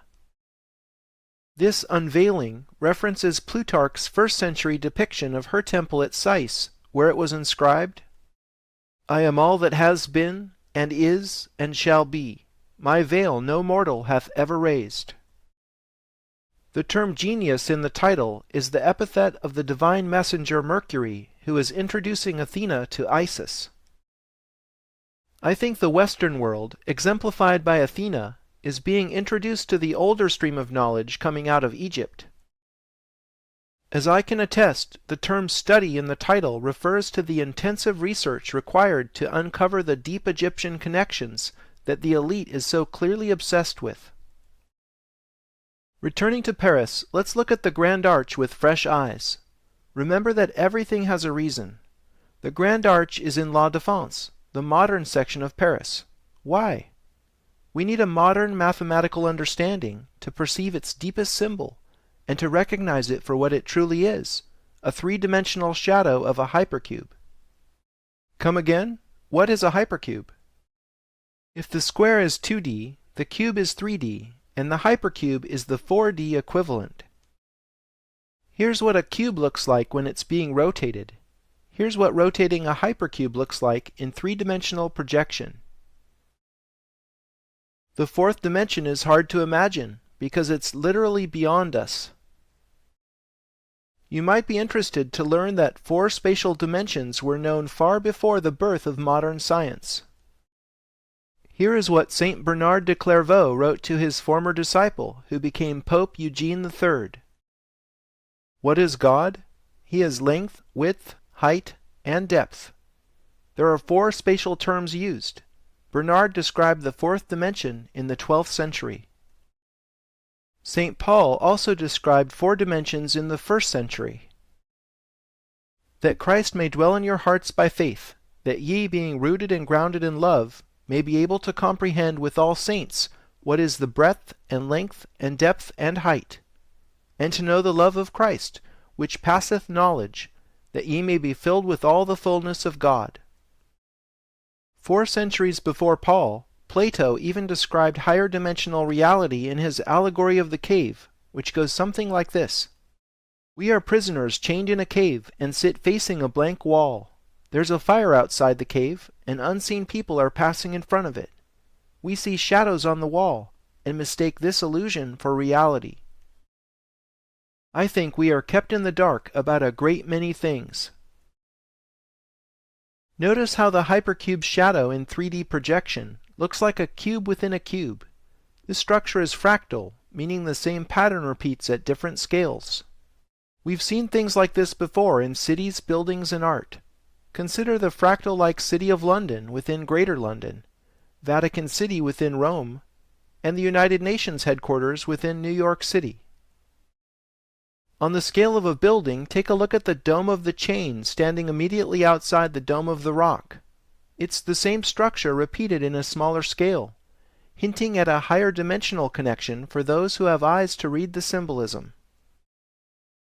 Examples from art are Pomodoro's series of golden spheres within spheres, scattered strategically in the Vatican, UN headquarters, museums in DC and San Francisco. The sacred Egyptian cubit is a unit of measure reserved for measuring the earth. 1 sacred cubit is equal to 6/5 raised to the 4th power in English feet. Think about it. Raising to the 4th power means the sacred cubit is literally a hypercubit. Michel and Heath have found there are 10 million hypercubits in the Earth's polar radius, and 63 million hypercubits in its meridian circumference. Now these amazingly round numbers measure our planet with remarkable accuracy. How can this be? Some physicists believe the universe is made of 10-dimensional superstrings, but 6 of them have curled up into unimaginably small size. The 4 remaining dimensions express the architecture of the universe. Recall how I saw in the union of both Louvre pyramids the knowledge of how energy flows from the sun through hyperspace into planetary bodies. In addition, the Earth is measured by a hypercubit whose edge length of 6/5 relates macrocosm to microcosm. The Earth is therefore a hyperdimensional object, even though with our normal perception we experience both the Earth and ourselves as being only 3-dimensional. Another projection of the hypercube into 2 dimensions looks like this. Do you see the octagram star within? This is where it all comes from. The Sun is a hypercube. Recall Metatron's cube. Now that we understand the Grand Arch, we perceive Metatron's cube as Metatron's hypercube. This 4D solar symbol appropriately contains the 3D star tetrahedron and the 2D Star of David.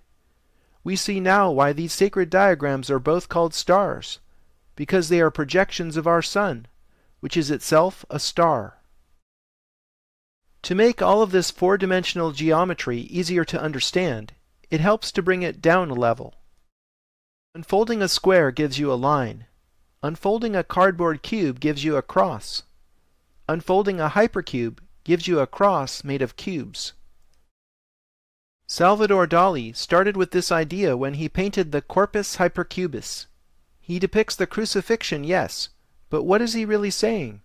Corpus Hypercubus is the ascended body as hypercube. In analytic cubism, the art movement that anticipated Dali's surrealism, Picasso and Braque depicted objects from a multitude of viewpoints in an effort to see all sides at once. Of all the myriad forms in existence, why did they choose a cube to symbolize their art movement? Could these cubists have been privy to secret knowledge that inspired their attempt to paint the fourth dimension?